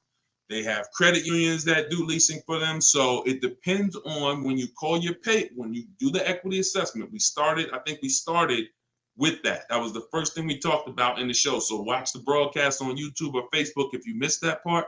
When you do your equity assessment, you're going to ask them, do I have a third party restriction? If you do not, then you can sell to anybody you want. I mean, not a person. You can sell to any of the companies I mentioned. You can sell to another dealership, but you should be getting bids. I would not be selling. See, that sounds like a trade. That's what that sounds like. That sounds like you saw a BMW, you got this old lease, and you're like, hey, I want the BMW, and I'm trying to get that lease back to them, in which case you're not going to maximize the value of the Jeep at all. All right, go ahead. Shoot the next question up, Dolan. All right, great questions today. We're taking them from all platforms, so keep typing them. What's the best way to sell a used car? Get bids. Equity assessment. If you have a car you are replacing, the equity assessment is how we get the most for the car. It's a bidding process that we created. It was at the beginning of this video. Now, here's what I say. Once you get those offers, if your highest offer is under $10,000, then you should consider selling your car privately. You could probably it's not hard as you think to sell a car on Facebook Marketplace now, and you can probably get $2,000 to $3,000 more selling it privately. But that's only if you have if your car is at a price where most people could pay cash. If you got a $15,000, $20,000 vehicle, most people can't pay cash for that. They need a loan. If you got an $8,000, $7,000, max maybe $10,000, you take a shot and you maybe get a couple $1,000s selling it on your own. But anyone else, equity assessment, I'm selling to the people, I'm getting bids, I'm getting 6 bids, and I'm going to sell to the highest offer. All right, great question. Shoot the next one up, Dolan. Oh, hold on. Let me put the emergency link here. Somebody said the link is still saying full price. That means you missed the countdown, but we came up with something for the people that missed the countdown. Let me know if you guys can see this. It's an emergency link. I'm going to type emergency because we were seeing that people will go to the page, the countdown starts, then they come back to the show and they're asking questions. And once the countdown hits 0, it's back up to $97. So try that emergency link and let me know if you can get it that way. I just put it on Facebook. Go ahead. Okay, this one's from TikTok. Reliability of Mercedes these days. Thinking about buying a 2021 A35. So you want to find out what the reliability of that particular car is. This is an extremely important step. When I worked for Mercedes, we had a Range Rover dealer next door. When I had my leasing company, new car brokerage rather, Range Rovers were in the shop all the time. People would tell me about them all the time. Now, that could be particular years. Same thing with Maseratis. Could be particular years. But if you do what I'm about to tell you to do, you have a good shot of avoiding this. See, this happens when you start asking people their opinion on cars. Can y'all keep tapping the screen, running the lights up? I see y'all running them up. The more y'all tap the screen, the more attention TikTok brings to the broadcast, the more people we get a chance to reach with this information. So I appreciate y'all running them up. When you are asking people, and I'm gonna tell you to never ask a person their opinion on a car, not even me. I don't care who they are. A mechanic, doesn't matter. And I'm going to tell you why. First of all, millions of cars are sold per year. Opinions are subjective. And there's not enough, no one person could tell you if a car is good or not. They just can't. Maybe theirs is okay. Maybe theirs is not. But most people are fine with it. So what we do is, this takes 5 minutes to do, and it'll protect you. This is in step 4 of my process called shopping, not buying. We're deciding what we want. We need to eliminate bad cars I don't care if you're like, man, I remember years ago, people were like, there was this one person like, Deshone, you know, I was looking at the Kia Telluride and I looked and this particular year had electrical issues. That's kind of sending me some red flags. I said, that's exactly what it's supposed to do. Next, maybe next year they'll fix it. This year, it has electrical issues, is what the data is saying. So you go to where the data is, which is Google. You type in the year, make, model, 2021, same thing you just typed in, 2021 A35 AMG, initial quality.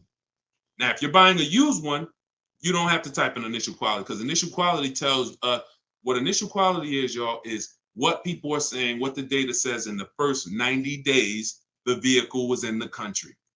The first 90 days, what are people saying? What is the data showing? That's initial quality. Reliability is first 3 years. So you can check with if you're buying a pre-owned one, I check reliability for sure because that's going to tell you the first 3 years. Google that, and then you're going to just scan those first couple articles. That's all you're going to do. Look for anything that has a red flag. Reliability score 7 out of 10. That's a little questionable. You know, reliability score 6 out of 10. That's questionable. So when you scan those articles, you're going to see, you don't have to read them all. You're looking for anything that stands out. Red flags, owner's report, you know, engine misfires and cars in the shop. Right? These are things that you're looking for, things that are like, oh, red flag. And now if you're buying a used car, you're going to look, after you do reliability, you're going to replace that with longevity. Longevity is going to tell you what these cars are expected to do in the long run. Transmission issues, how long they're going to last on average.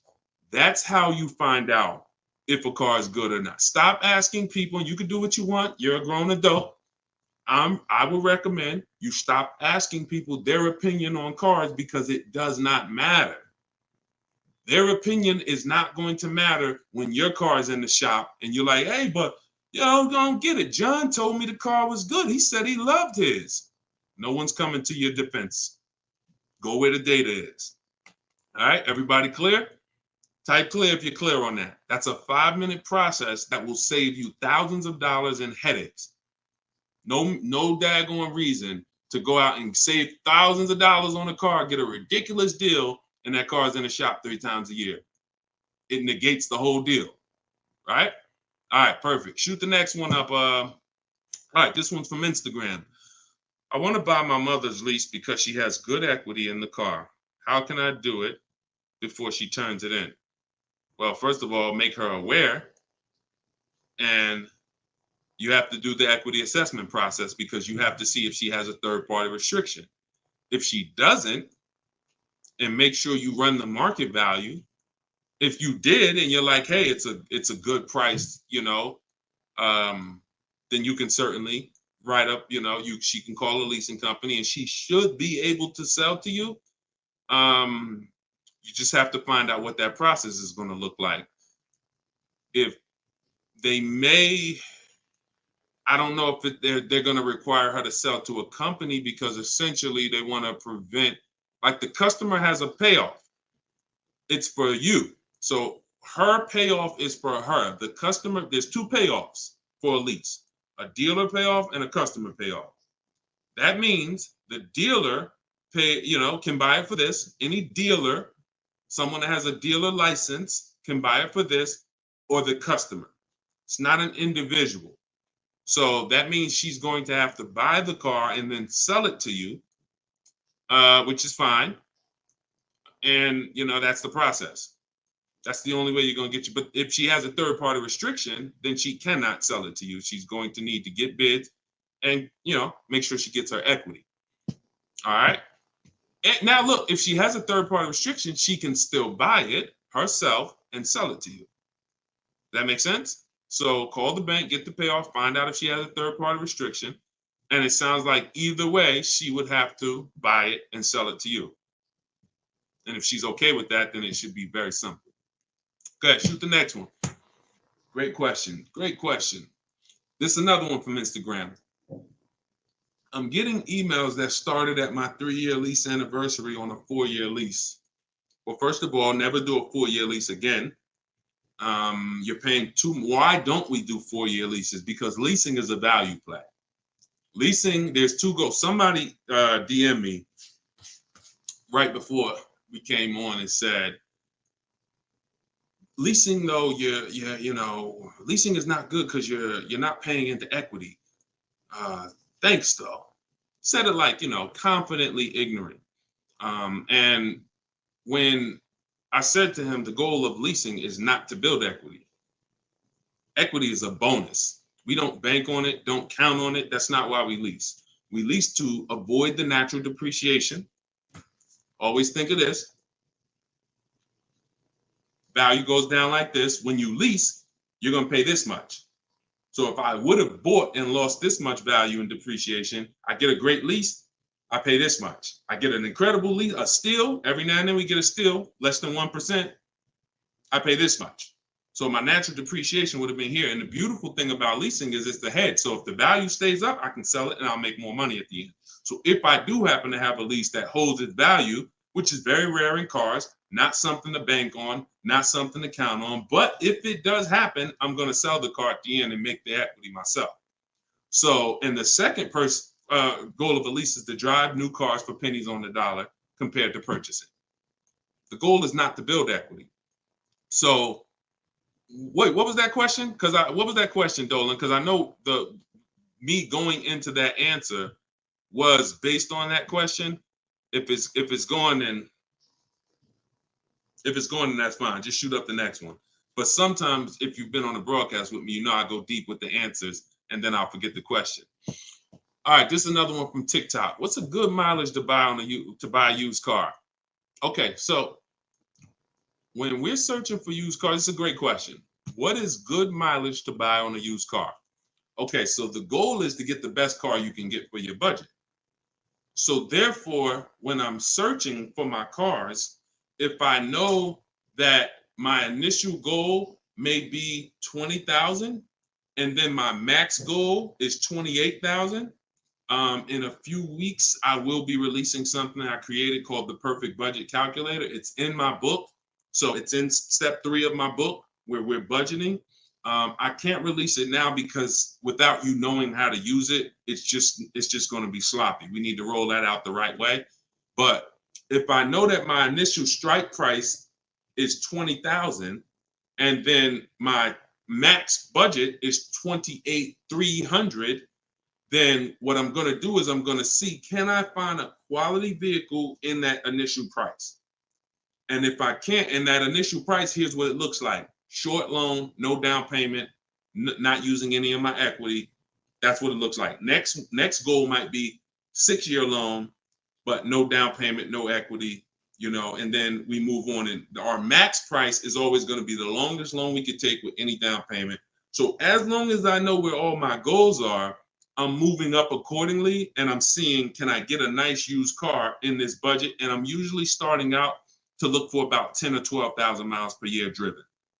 Look for about 10 or 12,000 miles a year driven, and then you go from there, and then you move up accordingly. And the way you move up, you either can go back a year, or you can go up in mileage to 15,000 a year average. So start wide. We'll start with 100-mile radius usually, and then we'll look for the newest vehicle we can get with 10 or 12,000 miles per year. And then if I don't see enough options, then I'll either go to 15,000 miles average driven per year and go back 1 year to slowly expand my options. That's typically how we're going to do it.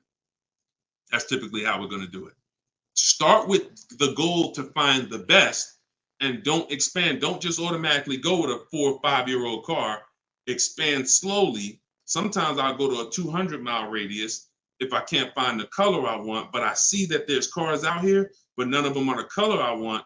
That tells me the market is out here and I could find it, but I got to expand my options. I don't need to go older.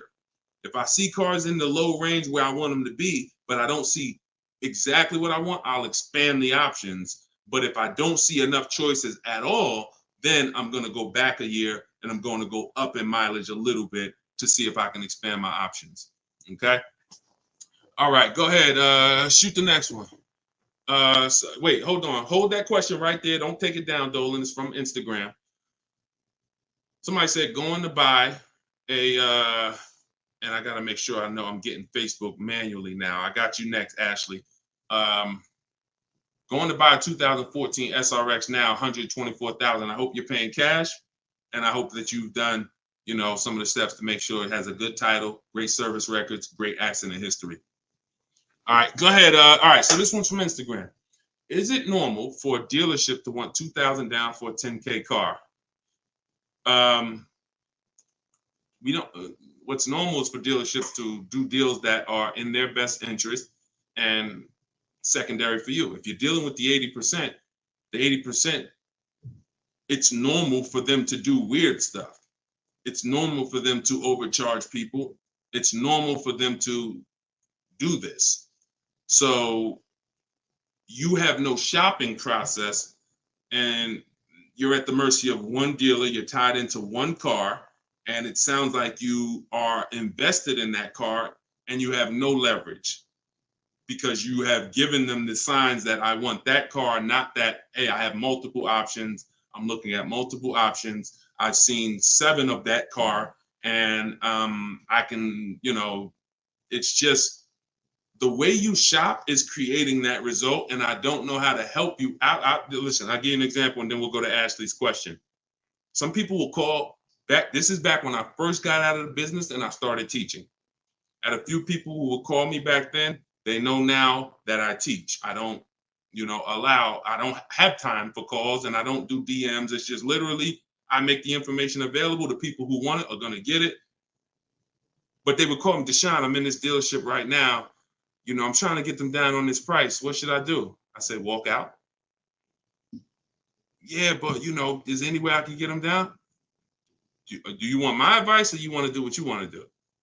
Nah, man, I'm trying to get the best price. Okay, walk out.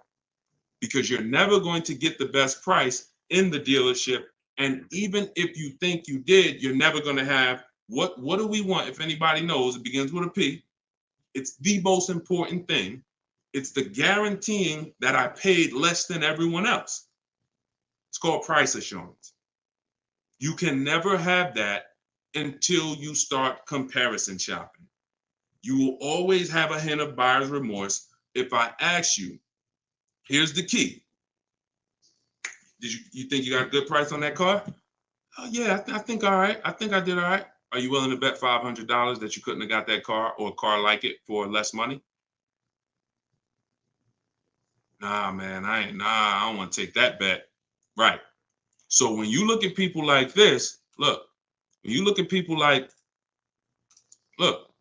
Vincent, he gets his pre-owned Lincoln. He said, bottom line, purchased a 3-year-old Lincoln Corsair, premium trim level, less than 45,000 miles, clean Carfax inspection. He said, my goal was to target a discount of 30 to 35% off MSRP. That's the true value percentage. Y'all will hear me say something like that. You can't buy a used car without knowing what it cost originally, because you truly don't know how much you save. He said, I found a deal for off of 43% off of MSRP at a dealership that delivered the car from one state away. Short conversation with their finance manager, all done on my terms. If I asked him, you willing to bet me 500 you couldn't have found a car like that for less? Yeah, I'll take the bet. Because he's shopping multiple offers, shopping the whole market, and he's not pulling the trigger until he knows this was the lowest price in the market.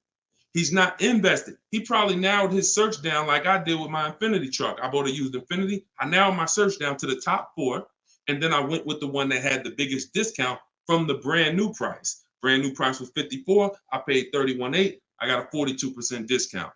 I'll take the bet that there was no other car in the market within 100 miles of me, 150 miles, that was a better value than that. And the only way you're going to have the confidence when you make lease deals, purchase deals for new cars, purchase deals for used cars, that you guarantee, I'll take the bet there was no other offer out there lower than this, is you need to have multiple offers. That is what gives you the price assurance. Not only that, you'll save more money quicker. 60 minutes is all it takes for us to do these deals. The internet's here. I just want to teach you how to use it the right way. This is all in my book, Car Shopping for People That Hate Car Shopping. It's a digital book. You can get it for 75% off. Get your copy. You won't pay $97. If you get to my TikTok bio before 30 minutes, get it for $24. You can be using this tonight. Same thing with Instagram. You could be using this tonight in my Instagram bio. And Facebook, if you're watching on TV, just scan that QR code with your phone, or go to deshonsbook.com. All right, shoot the next question in, and we'll get through. We still got some more time. Let's get through it. What I got to do, let me take Ashley. Hold on. Ashley said I have a 2018 Escalade that needs an engine. I'm a high mileage driver. Okay, many of you are going to be in the same situation. You're going to be like, Dad, same question I was going to ask. So a lot of you are in the same situation. I have a 2018 Escalade that needs an engine. I'm a high mileage driver, so my car value is lower than my loan now. I need a new car. What do you suggest to trade in or lease? It's a 2018 Escalade. You don't need a new car. You need an engine. See, here's what you're doing, Ashley. Here's what you're doing. Car's values here. Engine goes. Car's value is almost nothing. 2018 Escalade that would normally be worth several, a good amount. With no engine, it's worthless. So the worst financial decision would be to get rid of the car in that position. I mentioned my dad. He bought a GMC Envoy. It was pre-owned, 3 years pre-owned when he bought it. Engine went out maybe 3 years later. He got a mechanic. He got his mechanic, local mechanic, reputable mechanic, got him a used engine, put that engine in there about 5 years ago. Maybe 6 years ago. He's been driving it ever since. See, because we're not comparing the cost of replacing when you are doing this. If you're willing to take the hit, which is going to be a 5-figure hit, to get out of that car, an Escalade engine, an easily replaceable item that would keep that, and you have a loan, you can do whatever you want to do. But the best thing for you to do is to find a local mechanic, a reputable mechanic, ask around, ask on social media, who's the shop that everyone knows. All of you who have a car, if you have a car that doesn't have a warranty, a local mechanic is a must. A local shop that you build a relationship with, that everyone knows, is a must. And I would be trying to get a used engine to get in my Escalade and keep my Escalade. You get another 5 or 6 years out of it, like my dad. Put the used engine in, been driving it, and he's about to sell it now. He's finally getting a new car, and he's had it for probably 7, 8. No, he's probably had that vehicle for close to 10 years now. That's big money that he saved versus, engine went, fixable problem. I'm gonna just go get a new car, and I'm gonna get rid of this one while it's worthless, and I still got a loan. I'll take a $10,000, $15,000 loss on it. I can't recommend you do that. All right, no problem, Ashley. Go ahead. And that's all we need is a little guidance from somebody who's more experienced. All right, perfect. I needed to hear that. Let me do that. 5, 6 years from now, she'll be like, you know what? I put that engine in, paid the truck off, drove, I got another 5 years out of it. There we go. You won. All right, go ahead. Shoot the next one up, Dolan. Great questions today. Great questions. This one's TikTok. What is considered short-term in leasing? 3 years. 3 years. Every now and then, when we reach out to a dealership, like in my book, I have templates. We're always reaching out, and I want to go over what you're going to need to give a dealership to even get a quote.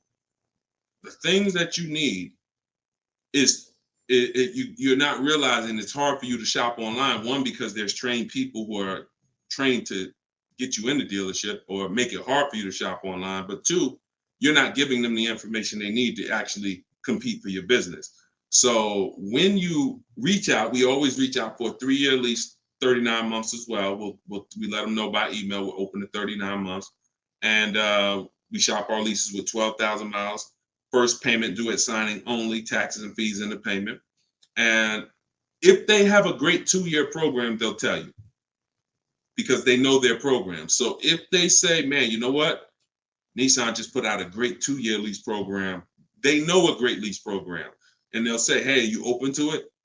But other than that, we don't explore it. We don't go and ask them for 2-year lease because 99 times out of 100, they're overpriced we're not going to get good value out of them. So it's going to be 3 years or 39 months. We don't do really longer than that. 42 months, no, that's 3.5 years. 4 years, no, because one of the benefits of leasing is the short-term ability to switch, always having a new car, and once we're in the car for 3.5 years, it's like we're getting to the point where we've eliminated some of the benefits and we're paying too much for a car that we're going to be giving back. So 3 years is what we do.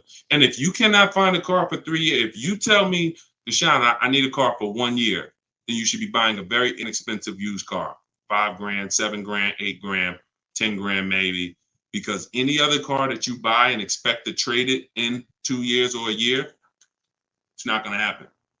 That's the depreciation curve. You're buying it here, Deshone, I need to keep it until here. Okay, that's your loss right there, though.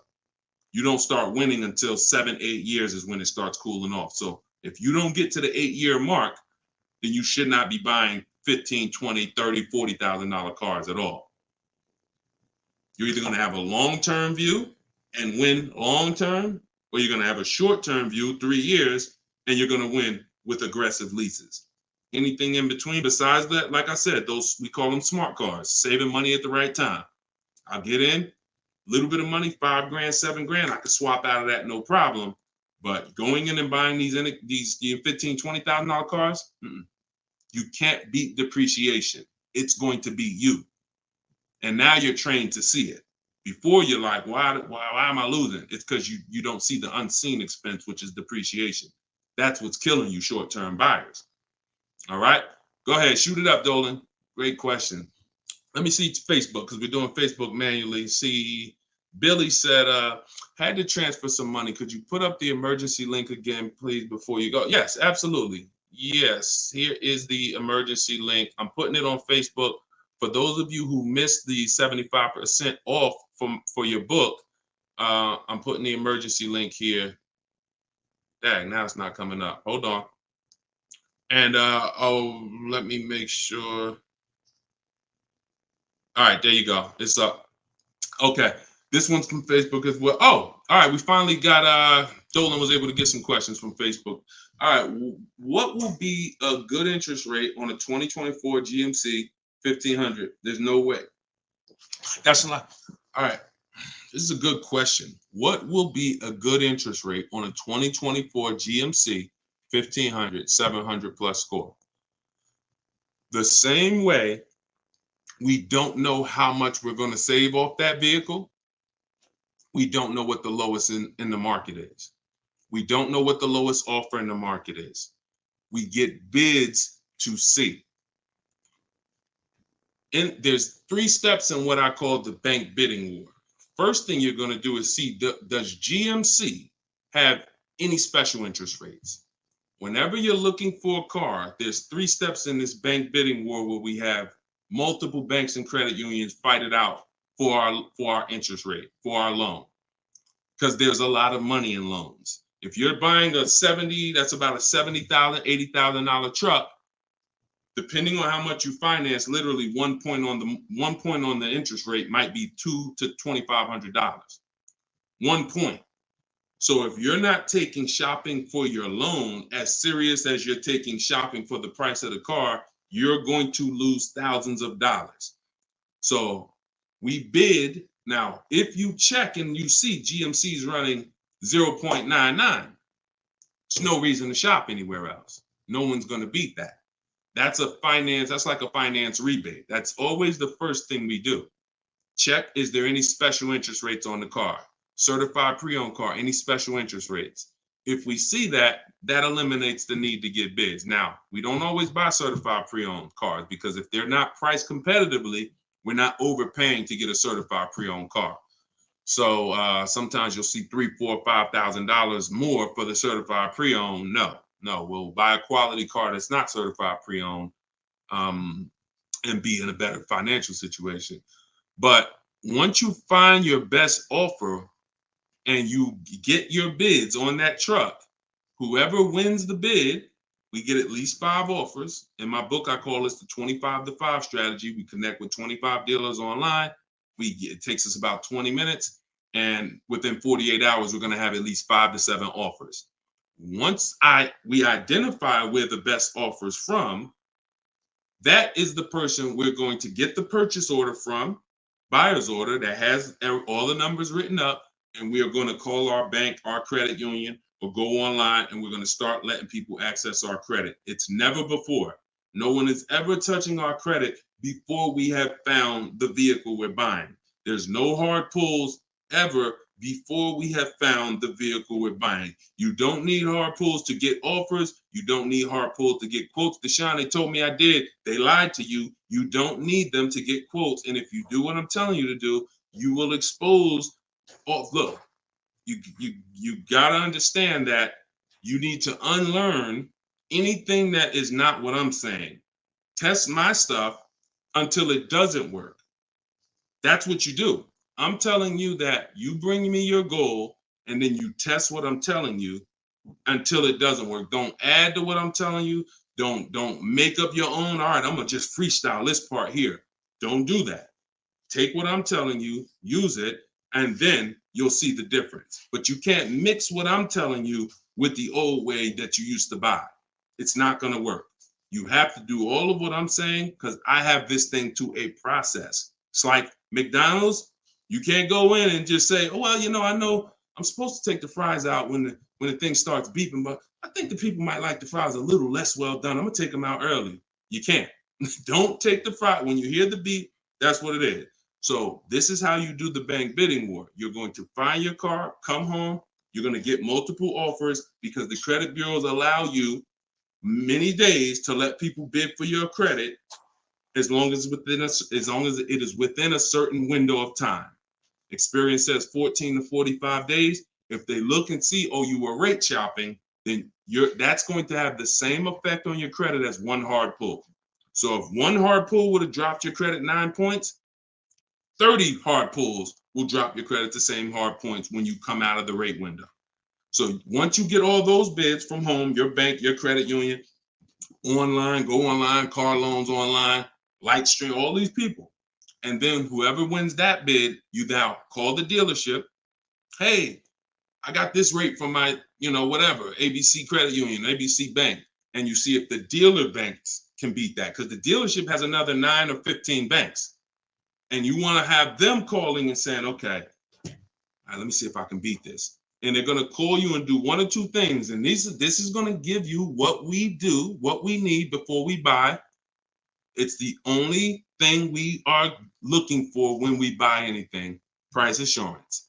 They're either going to tell you, hey, look, I got bad news, but it's good news. All right, what? Listen, none of my banks can beat that rate. So, thanks for the opportunity, but, you got a great rate. So we'll get the car ready for you and, you just let us know what you need. Right, perfect. In which case, price assurance. Are you willing to bet $500 you couldn't have got a lower interest rate? Absolutely. Yeah, I'll take that bet because I got bids. Or they're going to call you and say, listen, great news. Look, you had a good rate, but I got a bank that's going to beat it. They're going to beat it by half a point. They're going to beat it by a point, whatever. If they beat it by half a point, they just saved you another $500. Depending on the loan, could be more. So that's the bidding war. And that's how you don't ask, how much can I save off this vehicle? How much is a good interest rate? You get bids and you let the bids reveal what the bottom of the market is. Everybody clear on that? If you're getting value and you're clear on that, type $signs if everybody's clear. Everybody clear? Type $signs if you're clear. Thank you. Absolutely, Wanderson. I'm glad. Got it. Thanks. All right, perfect. Sam, got you. All right. Billy D, I see you. Perfect. All right. Perfect. Kenneth, I see you. Wonderful. So this is what it's about, y'all. Listen, we are very committed to those who are committed to their money. If you are committed to your money, you're going to love what we do. You're going to love using these strategies. In my book, my new digital book, Car Shopping for People That Hate Car Shopping, these things are broken down step by step. There's 7 steps to our shopping process, whether you're buying, whether you're leasing, new car, used car, it's 7 steps. And step 7 is delivery. So this isn't a book that you read, it's a book you use and you cross off steps. And by the time you get to step 7, I'm congratulating you on you're about to pick up your car or you're about to have your car delivered.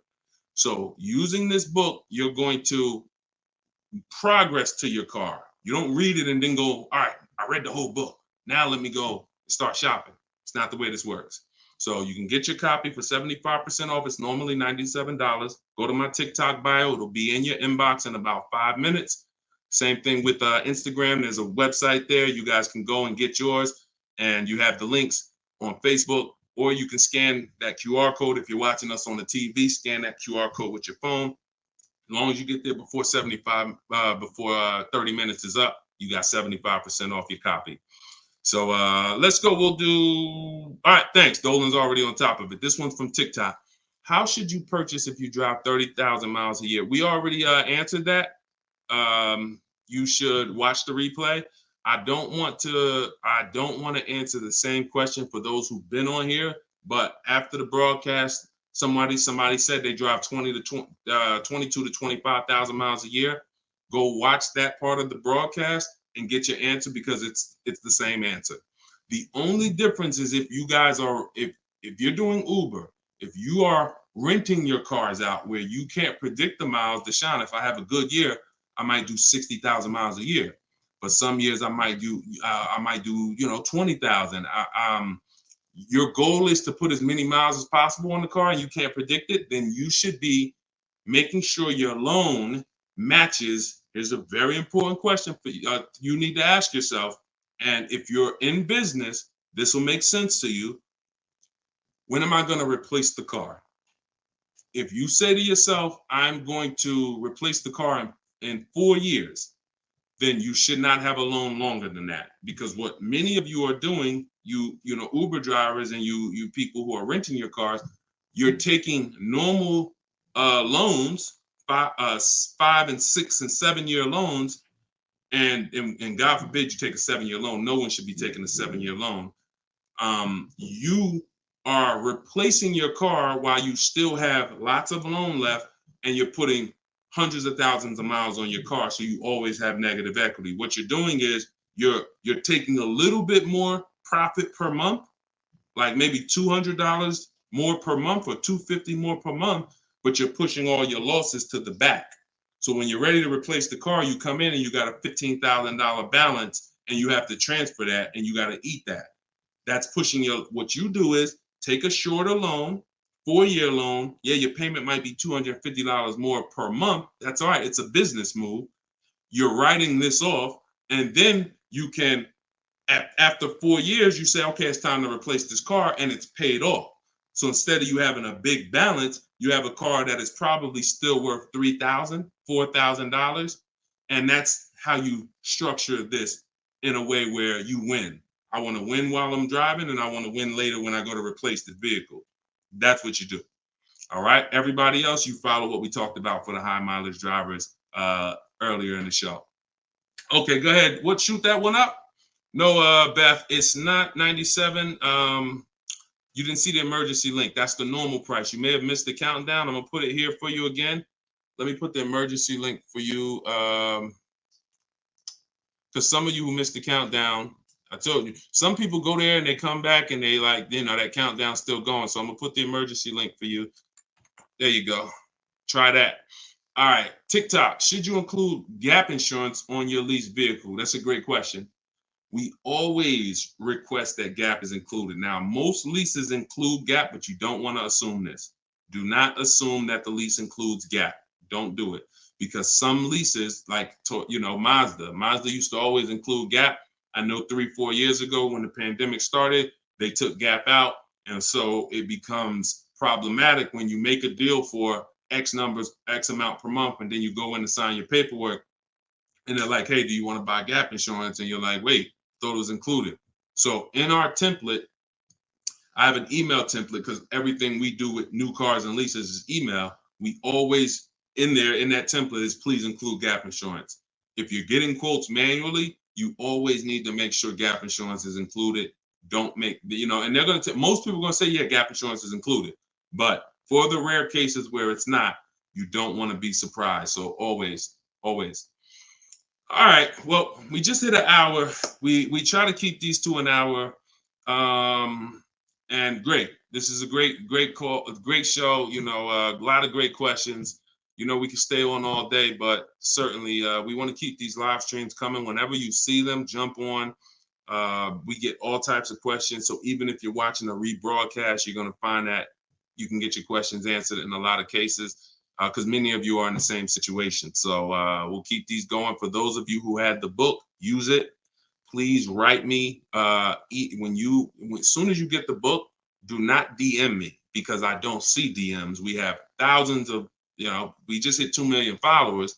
So we're getting hundreds of DMs across all these platforms. As soon as you get your book, you get a support email, because sometimes the book, you type something wrong in the email and it doesn't come. And I want you to reach out to support, and they'll make sure they check and get you your book. But other than that, it's no reason why you won't get it. We've been able to put this in a lot of people's hands. Thank you for all the gifts, and email me with your deals. When you pick up your car, the difference with using these strategies is you're no longer going to be just excited about the car, but ashamed of the deal. What I mean is, ashamed of the deal, you'll see tons of people, and you may have been in a situation where, hey, got a new car. Let's not talk about what we paid for it, because you're not that proud, you're not that confident. When you do this, you'll be sending me, Deshone, look at this lease, just pick this up, 1.2%. Hey, Deshone, look at this new car I just purchased. Lowest, it was out of 7 offers I got. This deal will beat them all. Look how much I saved. Boom. Deshone, look at this used car. I got, X% off true value percentage. This is how you're going to talk. And it's empowering, and this is what you deserve. So for those of you who have the book, please email me when you get your copies. When you get your cars, and I look forward to reading your success stories and congratulating you. So we'll see you on the next broadcast. And those of you who want to watch the replay, it'll be up on YouTube or it'll be up on Facebook. Check it out, and I'll see y'all next time. God bless. And then if you are shopping for a car now or in the next 12 months, I want you to type me in the comments. All right, so we know who we're talking to. And Instagram. All right, Instagram. I see Instagram log this out again because I switched from the screen. We're just getting used to this. But as you come in, if you are shopping for a car now or in the next 12 months, just type me. And I want to know, because I want to talk specifically to y'all. If you're shopping for a car, after that, that's fine. But I want to talk specifically to the people who are shopping now. Now, after you let us know if you're shopping, I want you to check in. Where we at? Where are we at today? Let me know where you are in the country. I like to do a roll call, check in. Where are we at in the country? Good to see you, Calvin. Good to see you, Catrella. Good to see you, Charlicia. Steeler Nation, St. Louis in the building. I see you. Okay. Hold on. Let me go here. TikTok. All right. Where y'all at? Let's. Okay. I see Dallas, Texas. I see Tampa. Hold on. I'm trying to see Chicago, Illinois, VA Beach, Utica. I see you. Check in. Where we at today? Where we at this afternoon, evening, morning? Come on in. All right. We got the whole country on here. And we got the whole country on here. All right. I want to welcome y'all to Car Q&A with me, Deshone the Auto Advisor. As you come in, if you could spend a minute or two with us, 5-10 minutes, an hour, you're going to get a lot of value out of it. We're getting ready to do some rapid fire Q&A. And we're going to be answering all types of questions about car shopping and what you need to know to make sure you're saving thousands on your next car and every car you get after that. So as you come in, if you're not subscribed, if you're not following, you will benefit from hitting that follow button. You will benefit from hitting the subscribe button, because we're going to be doing this live show pretty regularly to make sure that you guys have access to all the information. So before we get into Q&A, I want to give people time to come in. I also want to finish up the housekeeping. My new digital book, Car Shopping for People That Hate Car Shopping, is now officially released. We are doing a 75% off sale. It's normally $97. It's a digital book. It has links to videos. It has links to my scripts. There's no guesswork in this, y'all. I want to give y'all a process that y'all can use for the rest of your life without having to worry about, I want y'all to be able to guarantee a success. So if you're on Instagram, you can go to the Instagram bio. You won't leave the broadcast. Get your 75% off because it's only available for a few minutes at 75% off. TikTok bio, and then Facebook and Instagram. Y'all can go to deshonsbook.com, or you can scan the QR code. So let's go. Let's get your questions going. I want y'all to enjoy using that book. Get your 75% off and enjoy not reading it, enjoy using it. All right. So let me see. Let's start bringing in some comments. Where's our first question? Do I have to get financing? But, oh, by the way, in a few minutes, y'all, I'm going to be giving y'all a very, very deep look into a game that's going to help you understand leasing versus buying. So in about 5-10 minutes, we'll start that game, and you're going to love it. You'll never be confused on whether leasing or purchasing is going to save you more money after we play this.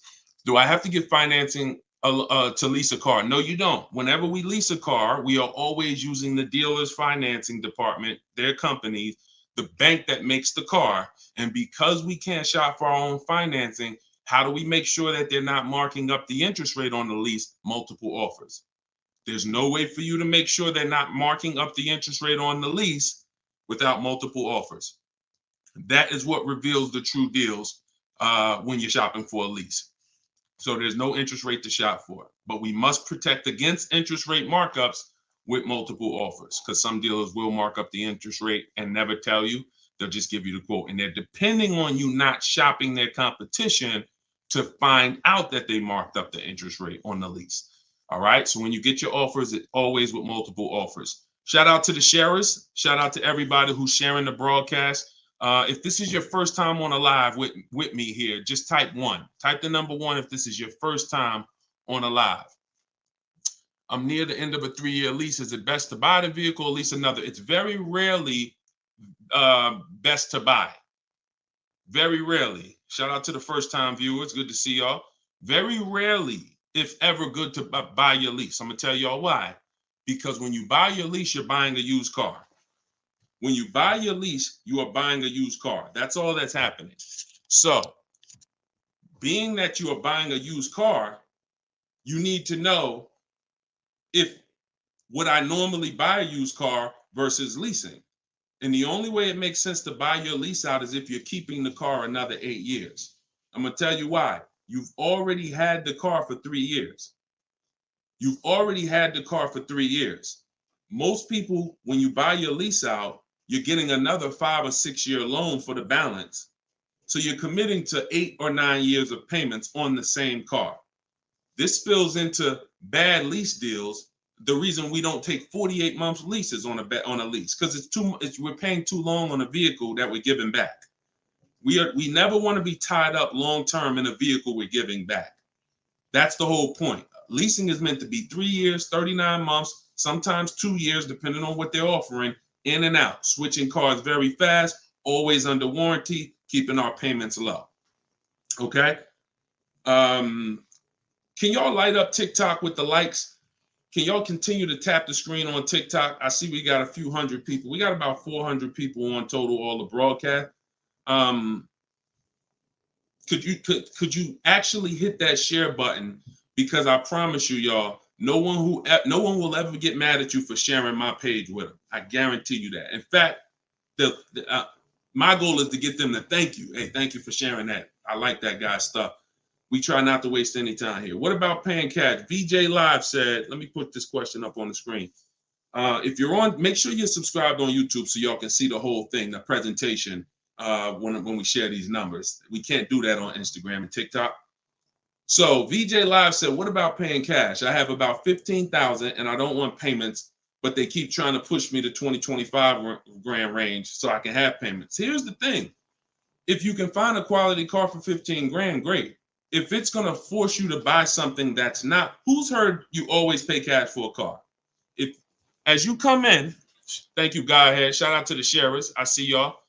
Who's heard always pay cash for a car? Type me in the comments.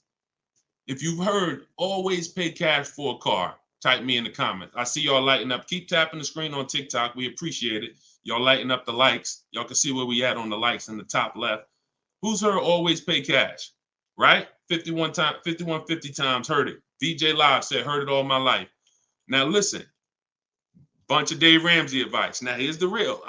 Here's what I'm just telling y'all. We got a bunch of people on here, hundreds of you all say, yes, I've heard you pay cash for cars. Now there's two schools of thought here. One is no debt. Now if your philosophy is no debt, I'm not here to convince you to change your philosophy. Here's what I'm here to talk to you about. If your philosophy is I want to do what makes the most financial sense, then we'll have that conversation. Because people who could pay cash for cars and don't, they typically are making money on their money. When I was in the dealership, people would come in, they would ask, what are the interest rates this month? If the interest rates were 0%, something special like 0%, 1%, 2%, 3%, if they knew that they were getting 10, 15, 20% returns on their money, they're not going to put it in a car. They're going to use the bank's money at 1, 2, 3%, and they're going to use their money to keep making 10, 12, 15, 20%. That's the philosophy. So they view that as, I'll pay 3%. They view it more as a business transaction than as a leveraging money to make more money. See, some people will tell y'all people who don't pay cash for cars, they're into debt. But I'm here to tell you that when I sat with very, very savvy people in my career with Mercedes and General Motors, I had tons of people who could easily have wrote a check for the car. I want you to know that if your goals are to eventually get into making more money with your money, investing your money, getting 10%, 12%, 8%, trying to beat inflation, then you're going to have a problem putting your cash into cars. Because not only, if let's say we park right now, this is just as answering VJ Live's question, because I got it up on the screen here on YouTube and Facebook. He's asking about paying cars. And many of you, as you sit on the show, you'll see, Dad, that's a similar question. Many of you will see someone's going to ask the same question you have. When we start seeing that we can actually use the bank's money for less, we're gonna realize that when you put $20,000 of your hard-earned cash into a car, that money cannot make you more money. That $20,000 that you just put in the car cannot make you more money. You have maxed out the value of that $20,000. It's in a car, you can't pull it out. You could refinance, but that's not happening. You're going to refinance and just get another loan. The point is, your money's in that car now. So had you had an opportunity to invest that 20 and make 8%, 10%, 6%, 12%, that's what the people who don't pay cash for cars who are wise are doing. I'm not telling you there's a difference. Look, I talk a lot about budgeting. I talk a lot about affordability. All through my book, I have systems and boundaries. The rule of 72 and the 10th birthday, how long of a loan you take, how much, when should the car be paid off? That's all in my book. You can get it 75% off, or you can watch my videos. I'm going to always teach it. But if you want it all in one place right here, get the book, 75% off. It's in my TikTok or Instagram bio. But that's what we got to know. We got to know if we're going to use leverage and use the bank's money, there are extremes of leverage. There is over leverage. And we cannot be over leveraged. That means we're taking a loan that's too much, too long, we just want to borrow to try to afford a car. And you see this a lot with older cars, people buying luxury cars that they really can't afford because, brand new, the car is 80 grand. But if they get a 10-year-old one and they get a 5-year loan, now they're in a 2013 AMG Mercedes with 90,000 miles on it. So that's the opposite extreme. Using leverage and loans to buy things we can't afford. But then the other opposite extreme is paying cash when we don't have to. Finding that balance between getting the car we want, getting the best car we can afford. Because you said, hey, I'm trying to find a car for 15 grand. I can't find it. they want me to spend 2025. Well, the name of the game is you better learn how to find if there's any cars out there for 15, you better learn how to find them. And you look everywhere, you look over all the marketplaces, and before you raise your budget up to 2025, we have something we do called the perfect budget. You got to go to 17 first. You don't go from 15 to 2025. You go from 15 to 17. See if I can find anything good for 17. Oh, I can't. All right, now I go to 19. And I have this calculator that's going to help you guys inside the book. It's called the Perfect Budget Calculator. You put in the money you have, you put in what you want your payment to be. It's going to tell you how much car you can buy. You put in your state, so we could have. How many times y'all walk in, right? And you're like, man, I want to spend 25 grand on a car, but you forgot to factor in taxes and the fees. How many times does that happen? Type ouch if you've ever dealt with that.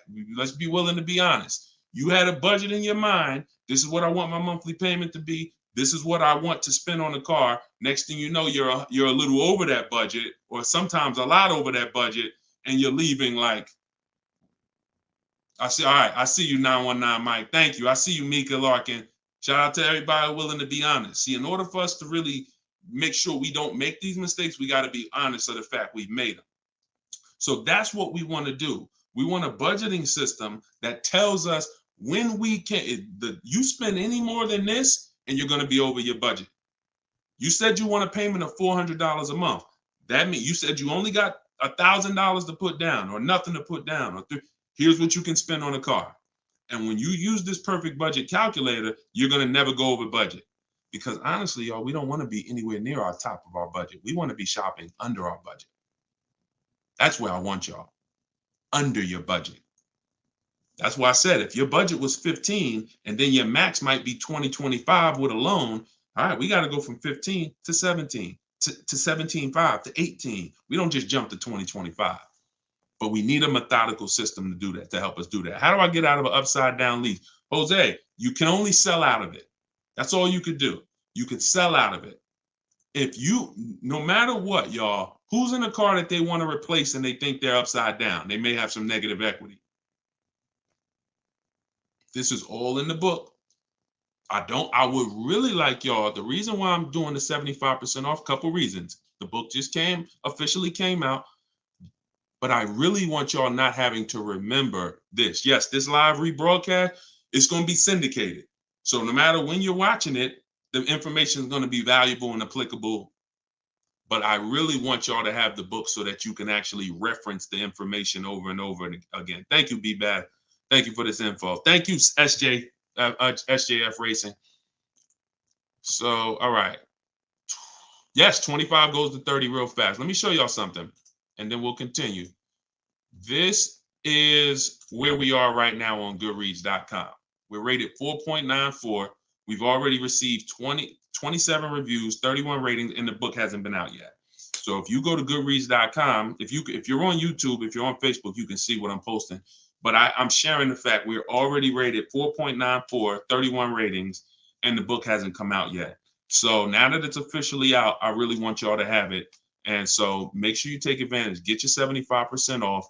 It's normally $97, but while you're watching here, it's 75% off. Everything I teach is in there in one place, so you don't have to remember it. All right. Let's talk to the people who are in an upside down lease or upside down loan. First of all, we don't want to be there. I'm gonna tell y'all why. If you're in an upside down lease, that means you didn't pick your mileage correctly. That means something happened, because with a lease, you have to have predictable miles. You have to know how much you're going to drive roundabout. You got to be able to guesstimate. That's why if you're running a Turo business, when you're trying to rent the car out for, 40,000 miles a year, or you don't know how much it's going to be on that car. Could be 20, could be 40. A lease is not good because you can't predict the mileage. But in normal life, we can predict our mileage very closely. Now, when things happen, let's say you were working at home, and now all of a sudden you are, you're not working from home anymore. Now you got to drive into the office to 20 miles away. Well, that's a lifestyle change. That can lead to you racking up mileage penalties. But here's what we don't want to do. You don't want to buy that car, y'all. I'm gonna tell you why. Every time you lease, you have a price that you can buy the car for. Most times it ain't worth that. Yes, in the last couple of years, we saw a couple cases where, the buyout prices were good. Before the pandemic, the buyout prices usually were nowhere near what you could get a comparable used car for. So if your car was 3 years old with 36,000 miles on it, the prices they were putting was to make you not buy the car, was to make you send it back to them so that they can handle it and resell it. So if the price wasn't worth it to begin with 36,000 miles, I've seen people, you go over your miles and you're like, I'm over the miles, I'm just going to buy it. The price wasn't worth it with good mileage. The price wasn't worth, if you had 36,000 miles, that car wasn't worth you buying for the buyout price. You actually have 48,000 miles and they want you to pay the same price for it. So it's important that if we have to deal with penalties because we didn't structure the lease correctly, or because we didn't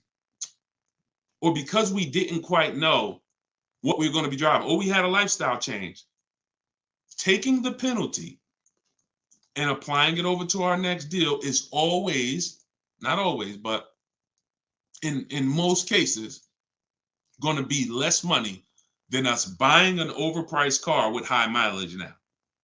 We cannot just keep buying our leases without doing a market check.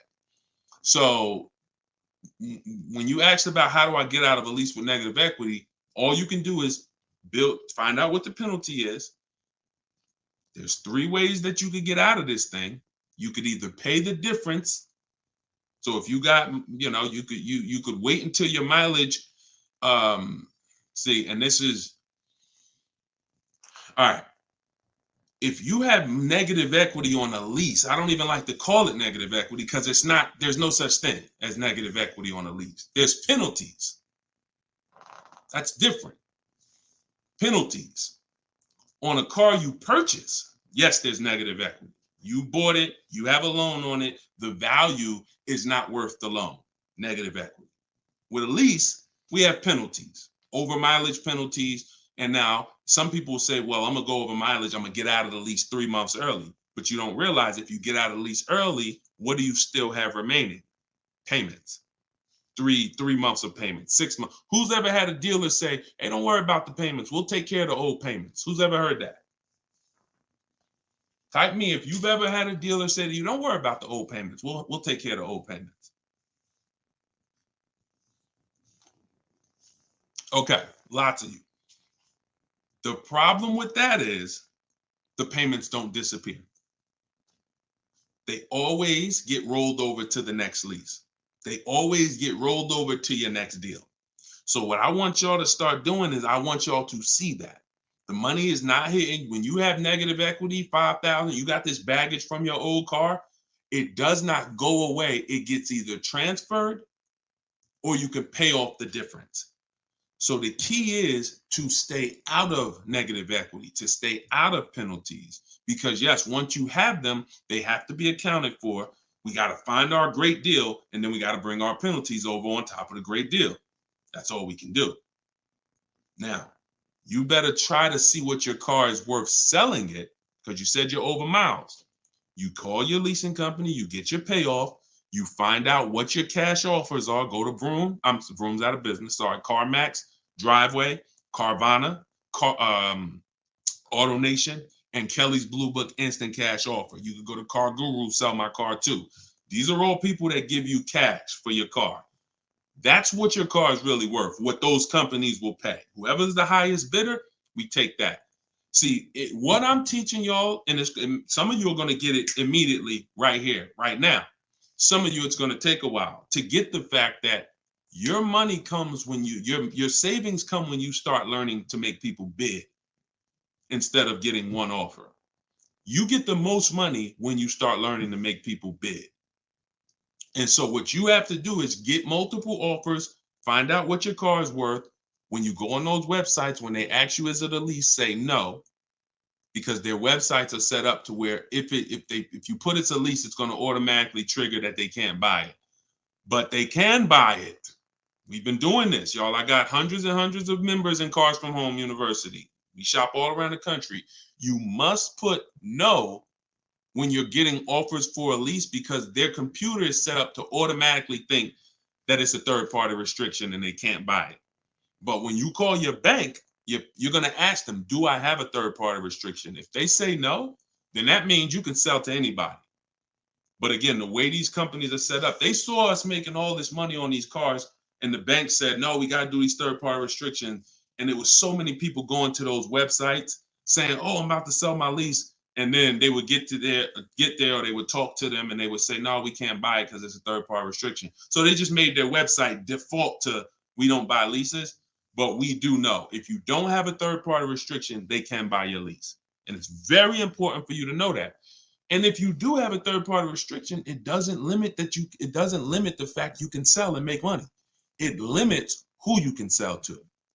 When you have a third-party restriction, they say what they're saying is you can only sell your car to a dealer that makes the same brand.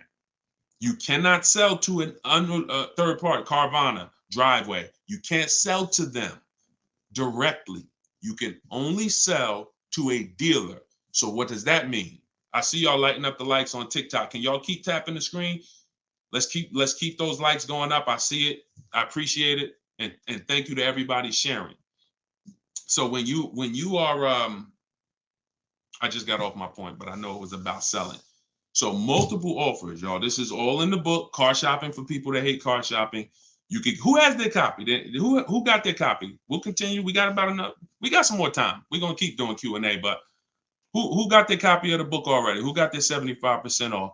I really want y'all using this. The book is affordable for everybody. Everybody. All right, especially at 75. Now it should show, make sure it's not showing the $97 price. That's the normal price. I see you, 5150. Okay. All right, I see you, Jimbo. Okay. Okay, I see you, Diane. I appreciate you. Okay, and I want y'all to use it. Don't read it, use it. That is like literally it's an action guide. That ain't a book you read and then you have a bunch of things you got to remember. I'm walking you through the process step by step.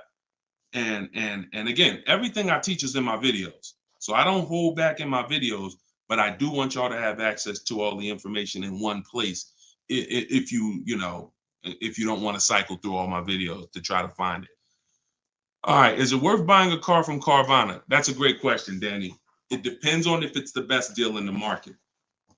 Danny said, is it worth it to buy a car from Carvana? Now, you can put anything in there. You can put Driveway, any of these online sites, online car buyers, online used car sellers. But here's the game that we avoid. We cannot shop from them exclusively because here's what they try to do.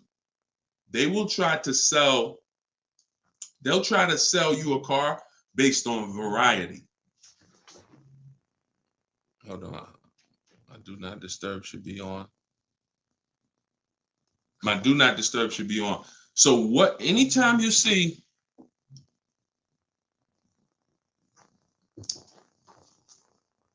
hold on one second. I keep getting a call and I don't know why it always does this. I don't want to lose the people on Instagram. Hold on, Instagram. We got you. All right. We should be back on Instagram now. Okay.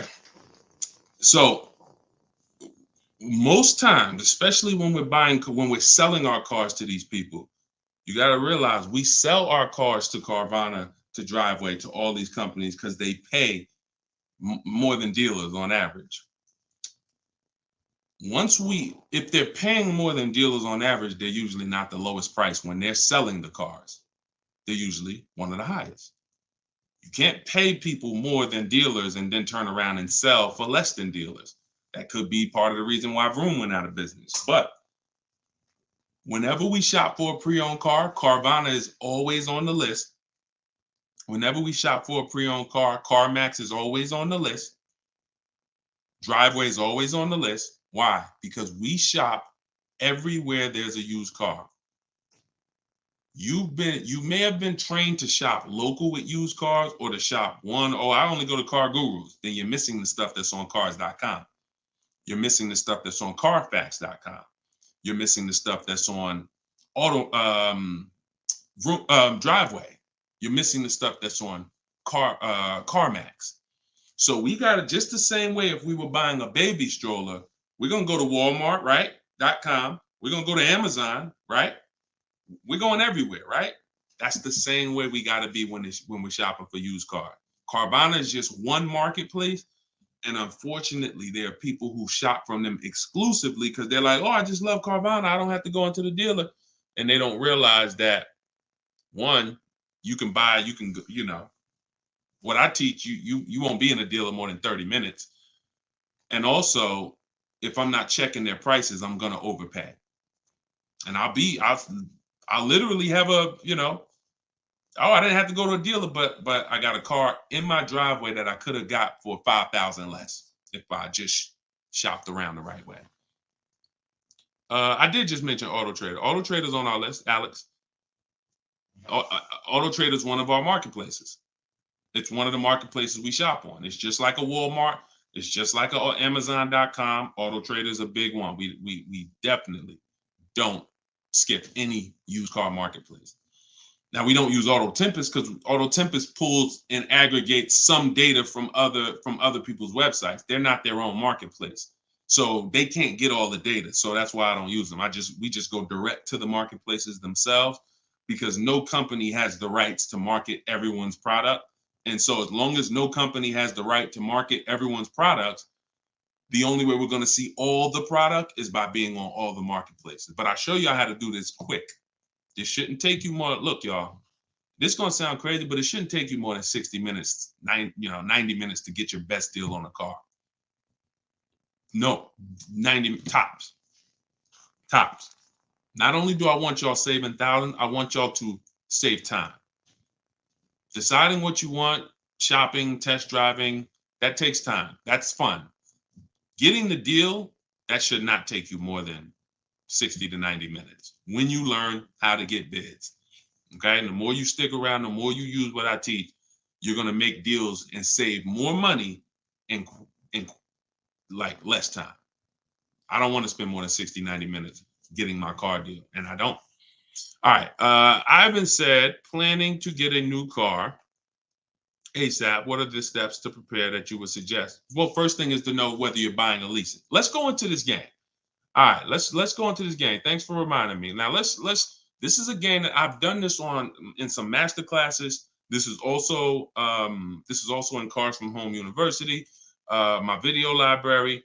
So what I want to show y'all is this game I like to call Who's Winning. Okay? This is why. Now listen, we get ready to make some people mad at some people. I don't want y'all to get mad, but once y'all see this, y'all are gonna be mad at some people who taught y'all bad information about leasing, and it's cost y'all money. This is always step one. Now I'm getting calls from Facebook. How could this is so weird. I don't get how the heck I have my phone on do not disturb and I'm still getting calls. That is so weird to me. Got to figure that out. So bear with us, Instagram. Instagram is always the one that has to bear with us, but all right. So this is what we're doing here. And look, go to YouTube or go to Facebook and watch the rebroadcast. Rob Rue said, where do I purchase the book? Everybody who wants to purchase the book and get the 75% off, if you're on Instagram or TikTok, go to my bio, click the picture of me, go to my bio, you'll see a link, and then you'll see 75% off. Grab it. You won't even leave the broadcast, so you don't have to worry. You'll be right here. You'll still be able to hear me. And then if you're on YouTube, or you can go to deshonsbook.com. If you're on Facebook, go to Deshone's Book, or you can scan the QR code.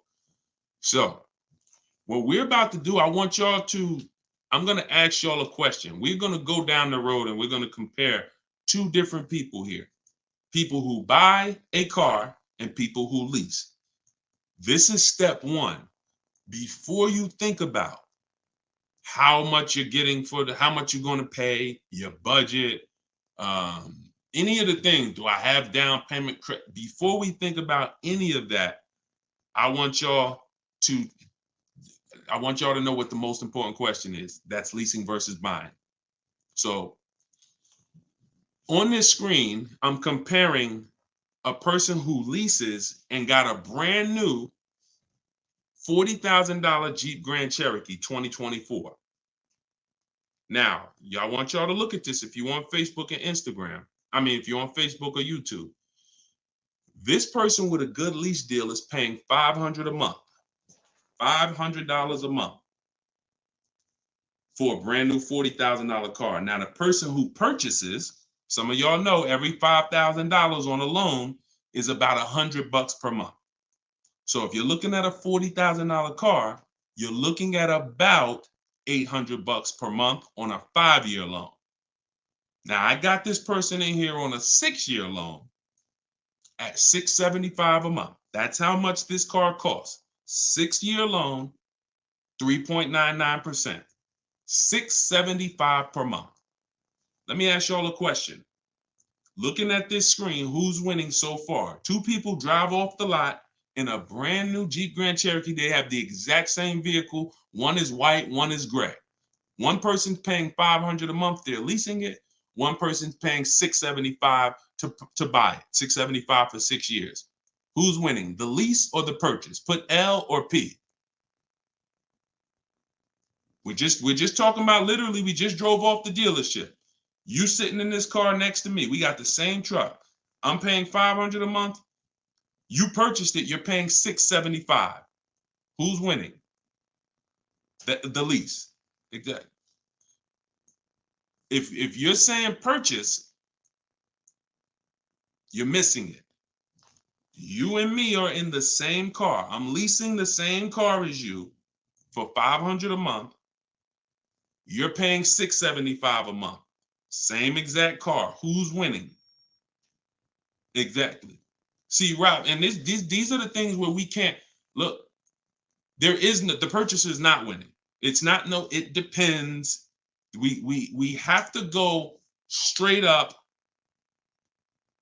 We have to go straight up by the numbers. See, that's where we lose at. We lose with all of this subjective, oh, well, it depends on how we look at it. No. You're driving a 2024 Jeep Grand Cherokee. I'm driving the same vehicle as you.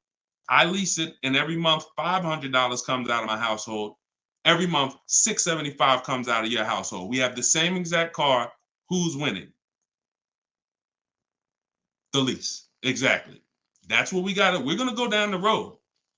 And listen, go subscribe to YouTube. Watch we're going to syndicate these episodes. So you might be watching the syndication. It doesn't change the value.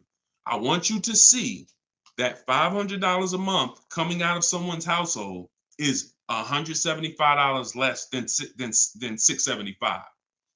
So the person who leased so far is $175 per month richer. Every month, the person who's leasing over here is $175 per month richer. Now let's go to the next slide. Now, 3 years later, person wants to buy. Person wants to buy. Now, here's the thing about the purchase. There's an amount you owe. On a 6-year loan, they would owe $24,000 at the end of 3 years. I've already done it. You can watch this. That's how much the balance on their loan would be. It would be $23,400. So that's the amount they need to break even on the car. Now, mind you, they've already spent $175 per month more than the person who leased. So they're $6,300 poorer. You can see they're $6,300 poorer. See, I want y'all to see that everything that you're doing when you're not leasing is trying to catch up to the person who got a great lease deal. Everything from the moment you purchase, you're putting so much money out into the car compared to the people who get great lease deals that now your only goal is to catch up to them. This is why this is step 1 right here. Go to YouTube, watch it on YouTube so you can get the whole view. So 675, 500. Now, this vehicle, y'all, is 40,000 brand new. What is a 3-year-old vehicle worth after? If it was 40,000 brand new? What is it worth after 3 years? 40,000 is a fair estimate 24,000. I tried to look at what I believe a fair estimate is for a 3-year-old vehicle resale value. If we purchase a vehicle for 40,000 in 3 years, when we go to trade it, 36,000 miles, is it fair that vehicle, a fair estimate is about $24,000? You're not getting 28. Let's be honest here. We're not buying a vehicle for 40, coming back and get 28 3 years later. So here's the problem. When we get 20, you're not getting 28. And don't let the last 2-3 years of having high resale values confuse y'all. Don't do that. You will destroy yourself. You don't want to. There is no class, Solomon. There is no class. This is the class. Just tune in and lock in. Like, this is serious financial education that is going to be simple if you just focus on it. If you buy a vehicle for 40, the average that you're going to see that vehicle when you go trade it in is you get about 24 on. That is going to be a good cash resale value. And that's what happens to most people. And as you can see, they still owe, if your vehicle's only worth 23,400, I mean, if your vehicle's only worth 24, but you owe 23,400, you're breaking even. This is nothing. Like, I've already spent so much more than the person leasing, and now when I go to trade my car in, I'm not even able to get enough money to catch up to them. I'm not able to I'm $6,300 behind the person who leased when you purchase, and I'd have to get all that money back to make it worth it to have bought.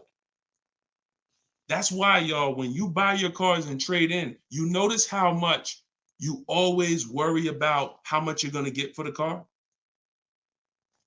Y'all notice that if you're a person and you buy your cars and you keep them 2, 3, 4, 5, 6 years, you notice how you're always worried about, man, that's all you're giving me for my car? That's all you're giving me? Nah, you got to give me more than that. You know who doesn't worry about that? Keepers. Anybody in here who buys a car, keeps it till the wheels fall off? You never worry about what the car is worth, right? Because you're using all that value.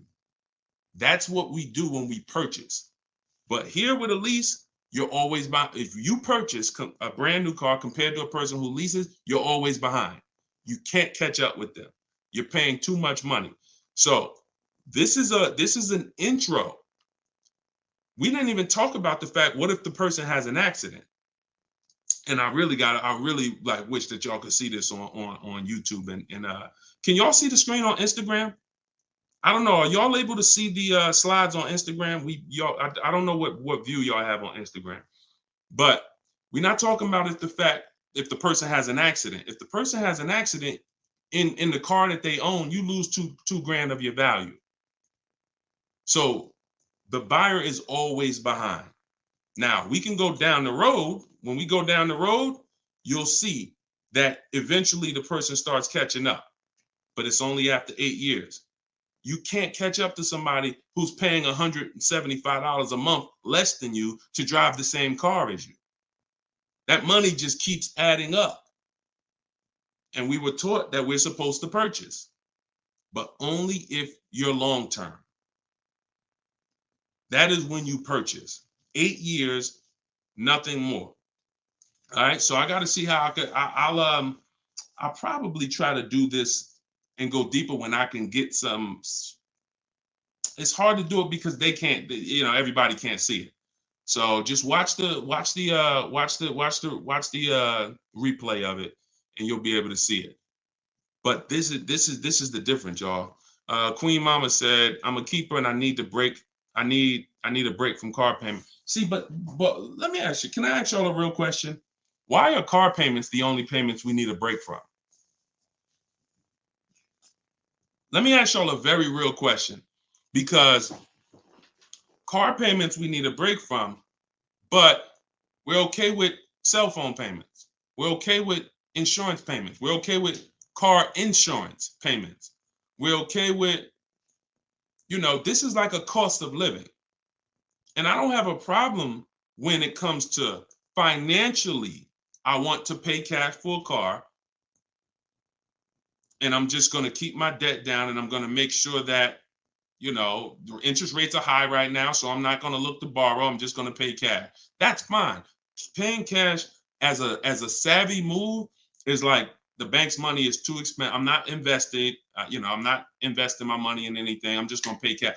But why are car payments the only ones it's the only payment we look and say, well, I want to avoid that. We don't do it with houses. We don't do it with anything else in life. And sometimes it makes us get a bad car because we like, oh, I'm just going to save up $8,000. I'm just going to say. Meanwhile, if we knew how to properly structure our deals, we can get the best car for our budget, under our budget. Because y'all know all cash is saved up payments, right? All people be like, oh, I'm going to pay cash. If you save up $20,000, that's just a bunch of saved up payments. Yeah, she said, I'm tired of house payments too. I understand. And again, if we have the cash and we can go and we can look, I'm going to teach you how to pay cash for cars if it makes sense. And if you have cash, that's great. We got to make sure we get the best price on the car. But at the same time, you need to know when it doesn't make sense to pay cash. If they're doing 0% financing on the car you want, why wouldn't we use the bank's money at 0% and let our money continue to make money, or continue to keep our cash free? So again, because there's nothing to justify it. There's nothing to make it make sense. Oh, I don't want car payments. I don't want any of the payments that I have in my life. But my goal is to get the best, the best out of what I'm paying for. But yeah, it's a lot that goes into it. You got to make sure that those that's why, y'all, we got to shop below our budget. I need a break from rent. Yeah, we got to shop below our budget. Look, when we let people talk us into cars that are above our payments goals, that are above our monthly expense goals, oh, now we get tired of them. But if your monthly budget was $500 and you went in and you left with a great car at $450, $425, you ain't really tired of that payment. You're tired of the payment, right? Like, you're tired of the payment that's $700 when you really didn't want to go above $650. Now you're like, dang, I'm paying $700 for this car. Dang, I'm getting tired of this. When you're under, you don't get tired when you're under your budget. You get what I'm saying? Does that make sense? Type I don't know, $, if that makes sense. We only get tired of payments when they're over our budget. When they're comfortably within our budget, we're never tired of them.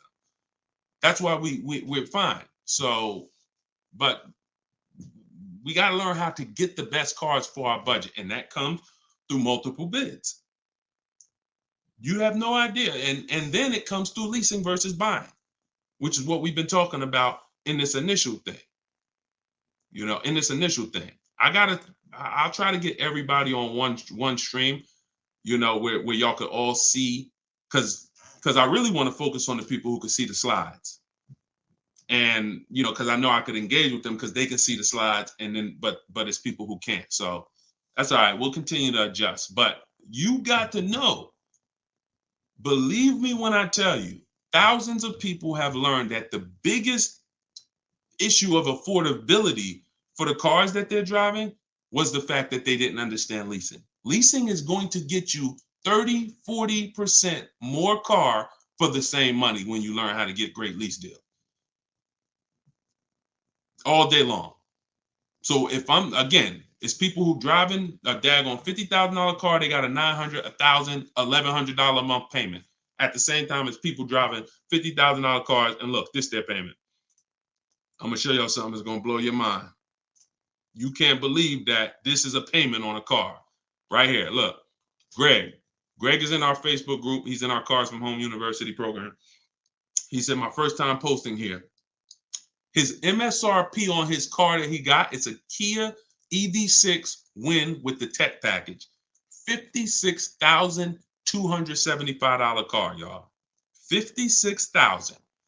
That vehicle, if he went in there and said, I want to purchase that, man, I'm not leasing nothing. How much is it? That vehicle is $1,100 a month on its best day. 5-year loan, $1,100 a month. If he stretches out the loan 6 years, maybe it's $1,000 a month. I don't ever recommend you go above a 6-year loan.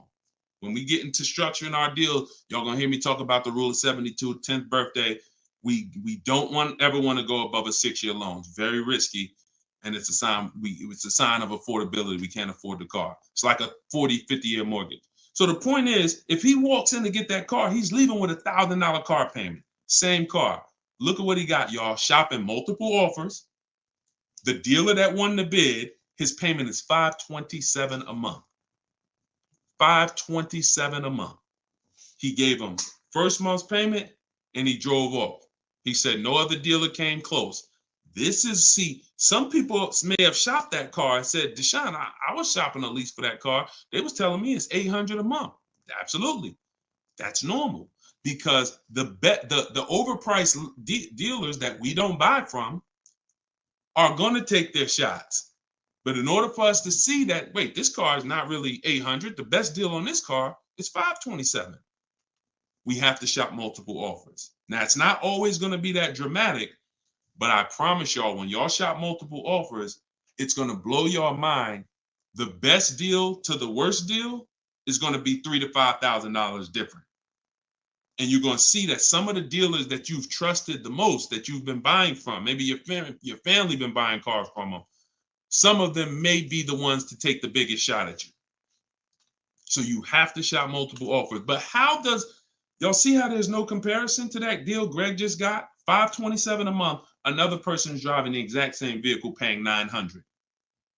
This is how, when y'all see these videos of that, people average car payment is $1,000. How? Because they don't understand leasing. They don't understand leasing. Once you understand leasing, you'll understand how these people are getting jammed up and how you may have gotten jammed up in a high car payment for a car that you might feel like, I'm paying way too much money for this car.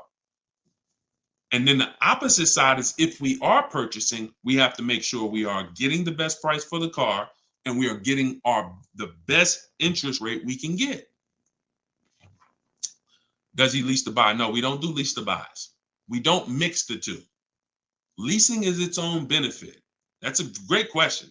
Great question. Let me put the banner back up for those of you who want to get the book. See, if you don't want to have to remember all of this, grab your book. My new book is called Car Shopping for People That Hate Car Shopping. It's digital, so you could download it, be literally using it in 2 minutes, and just go to deshonesbook.com. It's 75% off for our launch.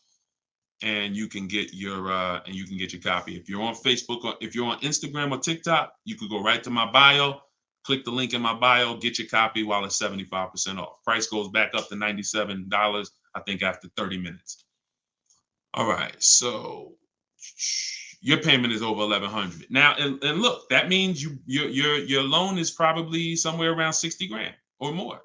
Depends on how much it depends on what your term was. So if your payment was $1,100 a month, on a 5-year term, that's a $60,000 loan. That's about a $5,500 loan on a 5-year term.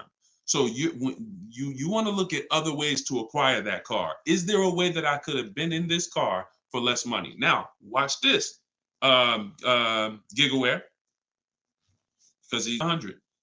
If you are buying that car and your intention is to keep it, and that means your intention is to keep it for 8+ years, you're going to pay off that car, and then you're going to just, start to catch.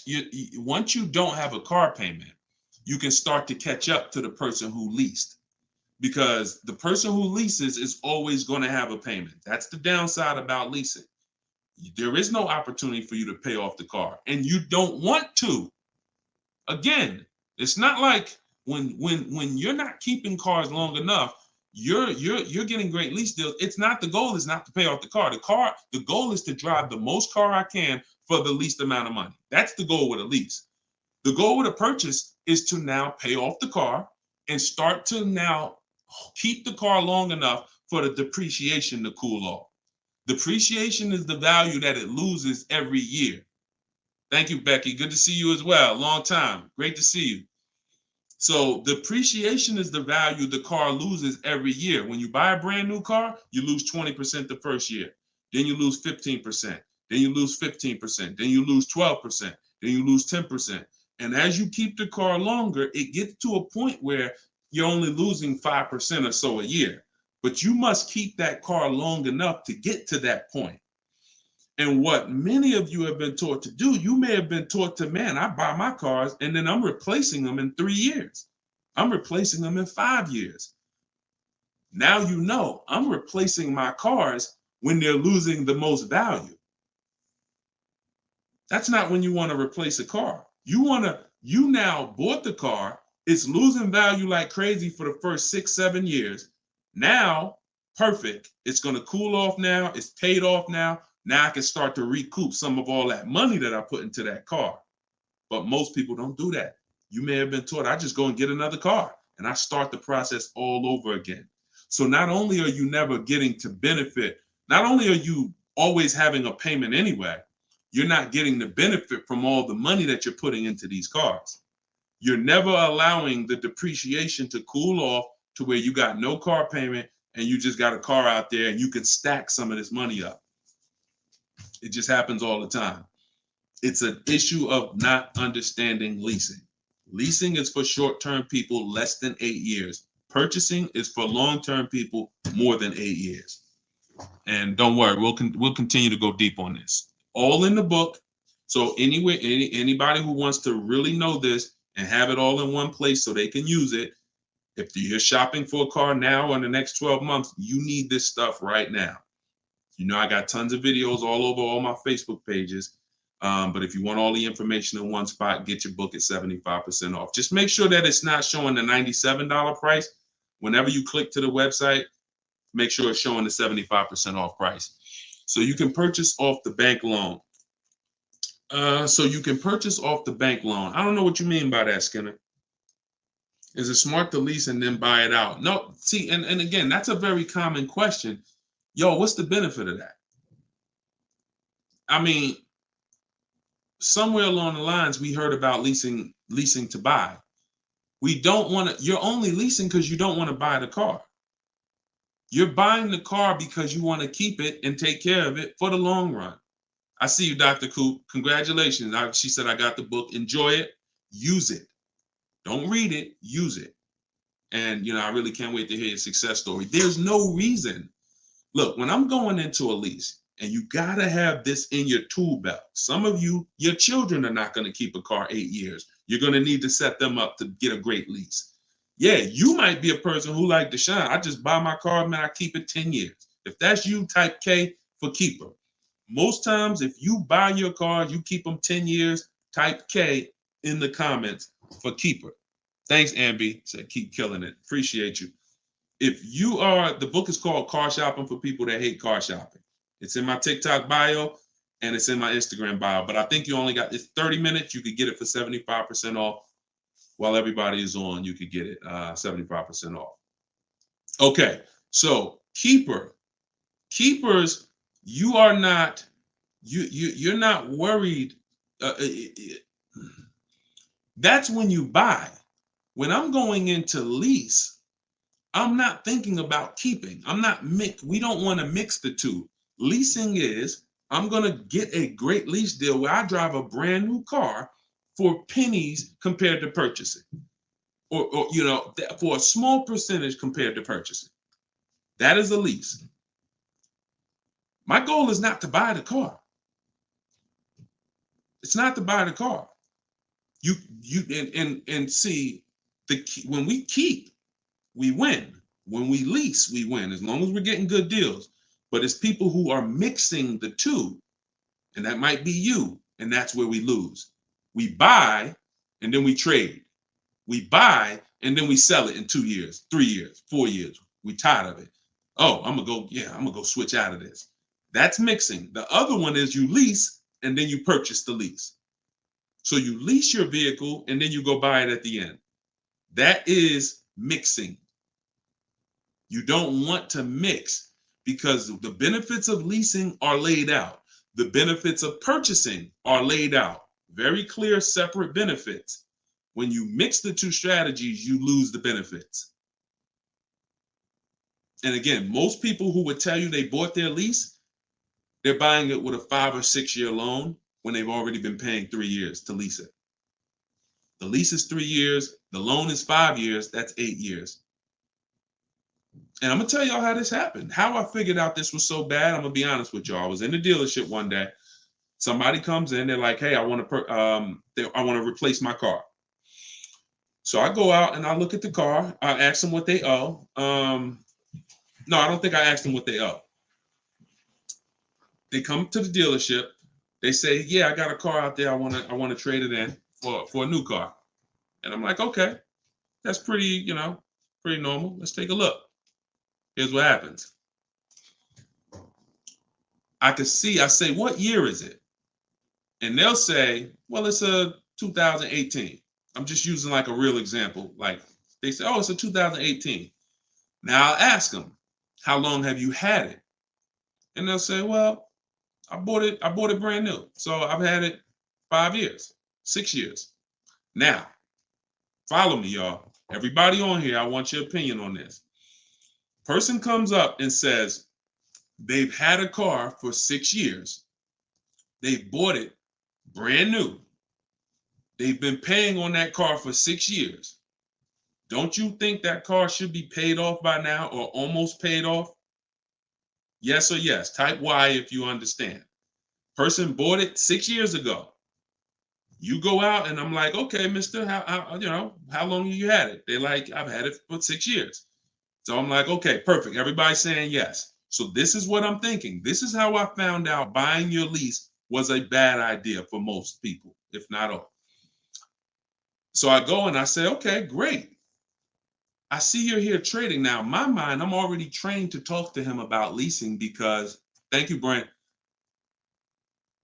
I know you're here trading this car in 6 years. I want to show you what leasing looks like, and you're going to love that a lot better. You're not going to need this down payment. I'm going to be able to give you a check back for this equity in this car you got here. It's going to be all good. And I've helped some people do that. They come in and I show them the lease, and I'm like, you keep just trading your cars, but if you lease, here's what, boom, that you could do. And then I'll give you this, you get a big check back for your balance of your old car, all of that. So this is when it works, it's beautiful. But when it doesn't work, this is what it looks like. I'm like, I run and I'm like, "Okay, your car is worth about $15,000. Instagram just logged me out. Instagram just logged me out of nowhere. I don't know what happened. Let's see if I could go back. All right. So now when it doesn't work, so I go out and I find the used car manager may tell me this car is worth 15,000, and I'm like, "Okay, perfect. It's probably paid off. Great. He's gonna get like a check back for like almost all that, and then he's gonna have a low payment. He's gonna love it." So I find out when I call the bank, I say, "How much you owe?" He says, "Well, I don't really know." I call the bank. I'm like, "Okay, I'm calling for Mr. Jones' payoff on his such and such car," and the bank says, "Okay, yes, the payoff is $15,000. I'm like, "Wait, 15,000? How could he still owe 15,000? This doesn't make sense." I look at him and I say, "The bank is saying you still owe 15,000 on the car." And he's like, "Yeah, okay, yeah, I didn't know how much I had owed." I said, "Wait a minute. Didn't you tell me that you had this car since it was new?" "Yeah, and you told me you had it for 6 years?" "Yeah. How do you still owe?" And he said, "Oh, I leased it first, though. What I did was I leased it for 3 years, and then I had bought it at the end." And I'm like, "There we go. That's the problem. You leased it for 3 years. Most people, when they're buying their lease, they're going to put a 6-year loan on it, which means 6 years later, from the day you bought it, from the day you originally leased it, 6 years later, you've been making payments and you still have 2 more years of payments left." That's actually, I'm wrong. That's 9. 3 years of payments left. Happens all the time. So I literally, y'all, smart people on here, you'd never take a 9-year loan, right? Type never. You never take a 9-year loan. If you're enjoying, please subscribe to the YouTube channel. If you're not subscribed already, we still got probably 400 or 500 people on here throughout all the platforms. If you, whatever platform you're on, make sure you're following us, because this is the stuff we do. You would never, right? You would never take a 9-year loan. But the same adamant we're adamant we'd never take a 9-year loan. We got to see every single time. Thank you so much. I appreciate the gifts on TikTok and all the platforms. We got to take every time we hear about buying our lease out, unless we're going to pay cash for it, which is another discussion. But most people are not. They're going to take a 5 or 6 year loan out. So as soon as you hear lease to buy, as soon as you think lease to buy, I want you to think 8 or 9 years of payments on the same car. That's why it's a bad idea. That's why it's a horrible idea. Okay? Now, if you are comparing, we had somebody in our group yesterday who was asking about buying his lease out because he's going to give the car to his parents and because they're going to keep it long term, and the value of the car compared to the value of a similar used car is a great deal. That's different. Buy it. Because all you're doing when you're buying your lease is you're buying a used car. It's your car. I used to help people buy their lease. Hey, they come out of the office, we switch the plates because we got to re-register the car.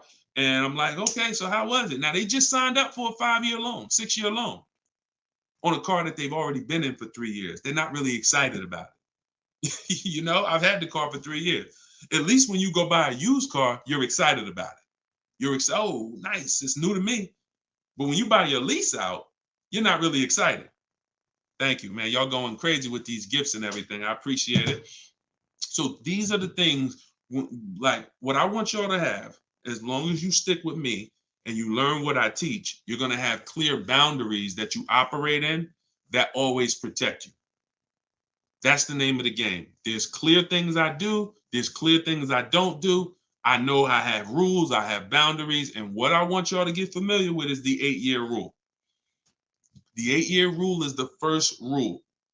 It says if you're not keeping your car 8 years, you should not be buying it. You can't outlive the depreciation. You cannot outlive the depreciation compared to someone who purchases. Now, it's too much to go deep on right now. We'll go deep because I know some people thinking, oh, Deshone, but if I pay cash for a brand new car, I'll pay less overall. Yeah, but if you pay cash for a brand new car, you're still laying out all the money. You're still laying out all the money and you're still trying to get that back. You're still, oh, I paid 30 grand, 40 grand, 50 grand. Do you understand that a person who leases that same car, what would you rather be? Big dog who thinks you're big dog because you're going to write a $50,000 check, or a person who comes in and says, I'm going to get that car for $500 a month? Do I want 50 grand coming out of my bank account going into a car, or do I want $500 every month? It's much more, it's a much more pleasant feeling to give a bank $500 every month to drive their $40,000 car than it is to say, okay, you want this $40,000 car, then you come give us a check for the whole amount and the taxes and everything. Now I'm taking the check out, boom.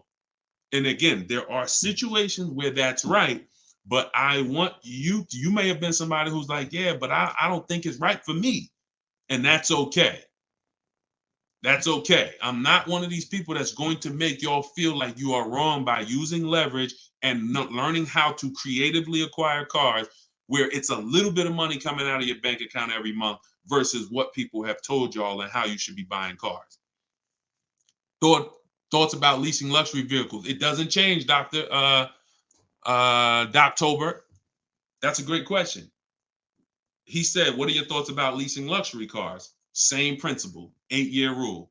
I don't care whether you're leasing a G-Wagon, whether it's a Bentley you're looking at, whether you're looking at a Toyota Corolla, the 8-year rule is what applies. because the 8-year rule takes into account the depreciation. If you look and say, that's a car I'm keeping for 8 years or more, you buy it. If that's a car you're not keeping 8 years, you're going to see you'll pay thousands less and drive a better car leasing it, even if you try to buy it used. So I'll need more than one broadcast to really go deep on this. I'm just getting familiar with how to use all of these tools, where I can show you all stuff. But we'll continue to go deep on this. This is not a subject. If you've gotten bad years and years of bad advice, it's not always. Some of you get a breakthrough immediately, and some of you it takes more time because again, it's been beaten to your head, and people with loud voices who shout tell you this is what you do, or you never do this, or you always do it like this. You know, like who's heard somebody say never buy a used car? I mean, never buy a new car, always buy used. Who's heard that? Type of U for used.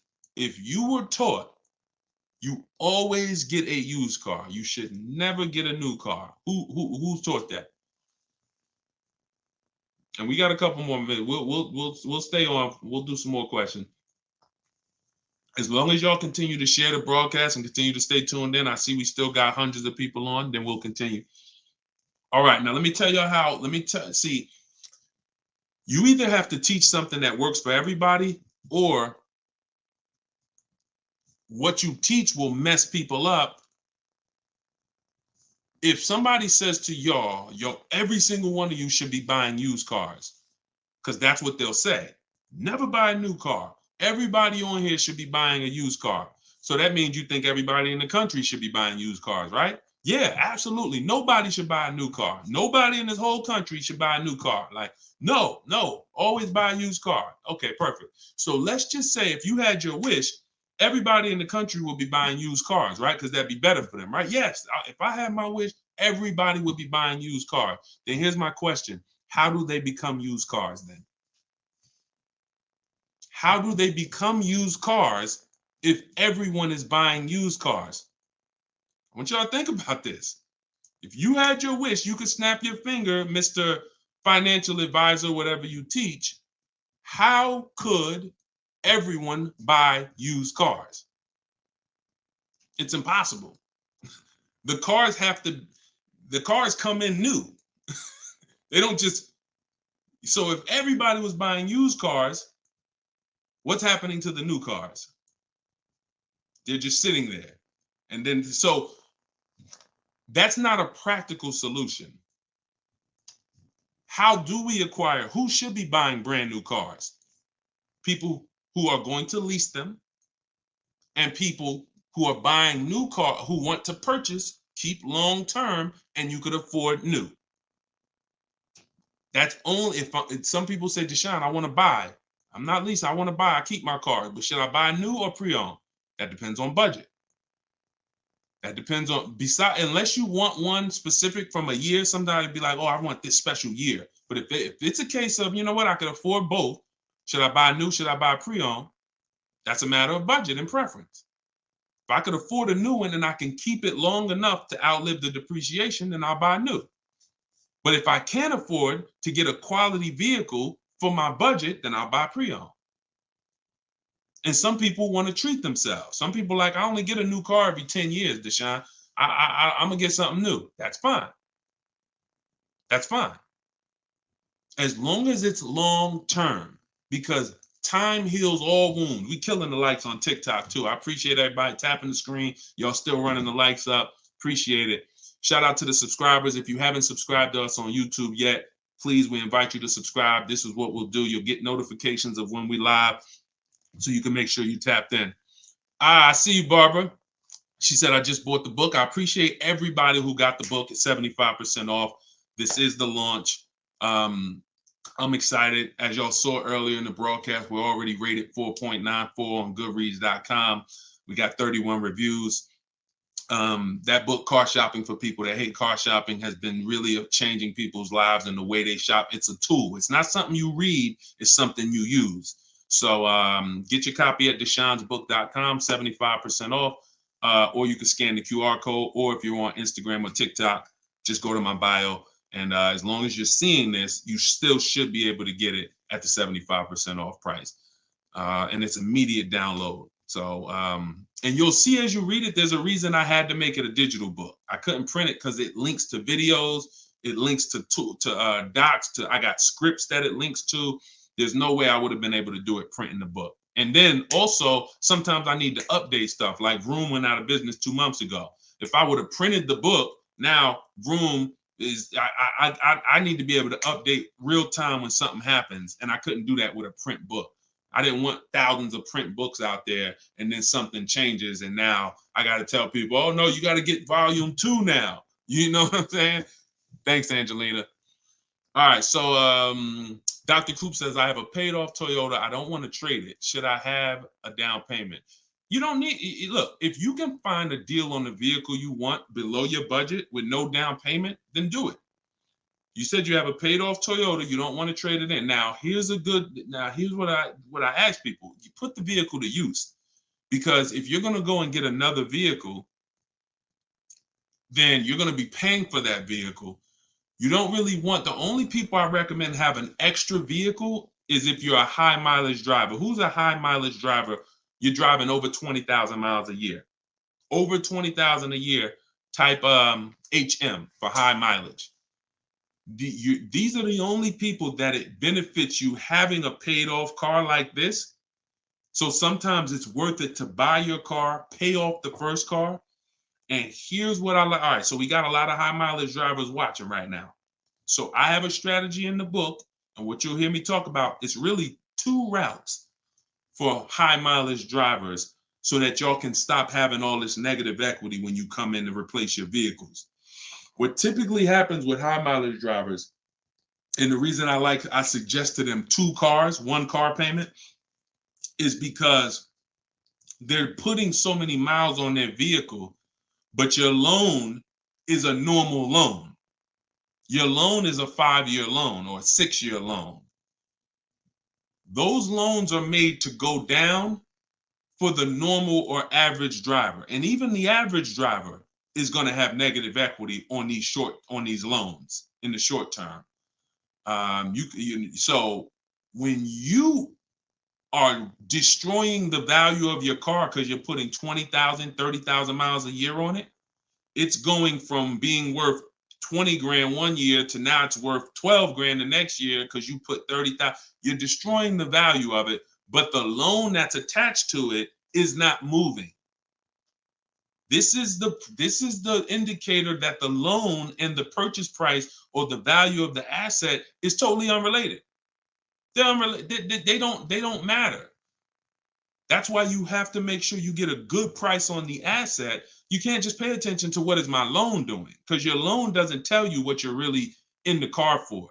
So check it out. You now are putting all this mileage on your car. You come in 4 years and you're like, hey, you know what? Car got 200,000 miles on it now. Let me go ahead and trade this thing in. Problem is 200,000 miles, you still got 2 years left on the loan. You still owe 15 grand. You still owe 12,000. You still owe 20,000. And you are now seriously hurting your value, your next deal, because all that baggage you got to come to this next deal. The solution to stay out of that is to make sure that you are having I teach either 2 routes. Well, the third is really just be a long-term person. You could drive 30,000 miles a year. And if I'm a long-term person, I'll just have 300,000 miles on my car in 10 years. And then I just go switch it. It's keepers here that's long-term people, high mileage drivers, and they get their car. That thing got 250,000 miles. It's mostly highway. And in 8, 9, 10 years, they go and they replace it. No need to lease. Again, continuing theme. Long-term, don't think about leasing. Because some people who just tune in and they catch a brief, oh, is this so everybody should lease? No. That's what I'm trying to tell y'all. Long-term people, long-term purchase, you buying a car for your kid in college and they're like, yeah, I'm going to keep that thing for 10 years, man. You know I'm boring. Great. But most kids are not. They're like, hey, when I get my job, when I turn 24, I'm probably going to want something different. So if you're not a long-term person, you should be purchasing. But I mean, you should be leasing. But going back to the high mileage, y'all, this is how it works. The two strategies for high mileage drivers is to have one separate car, you pay that thing off, and now that becomes your mileage car, and you go and lease a nice car. This is beautiful. This prevents you from having two car payments, and this allows you to have a nice car that you're not destroying. So you pay off that first car. If you're going to go this route, your first deal is a purchase, because you're going to get that first car, pay it off, could be new, could be used, but it must be quality.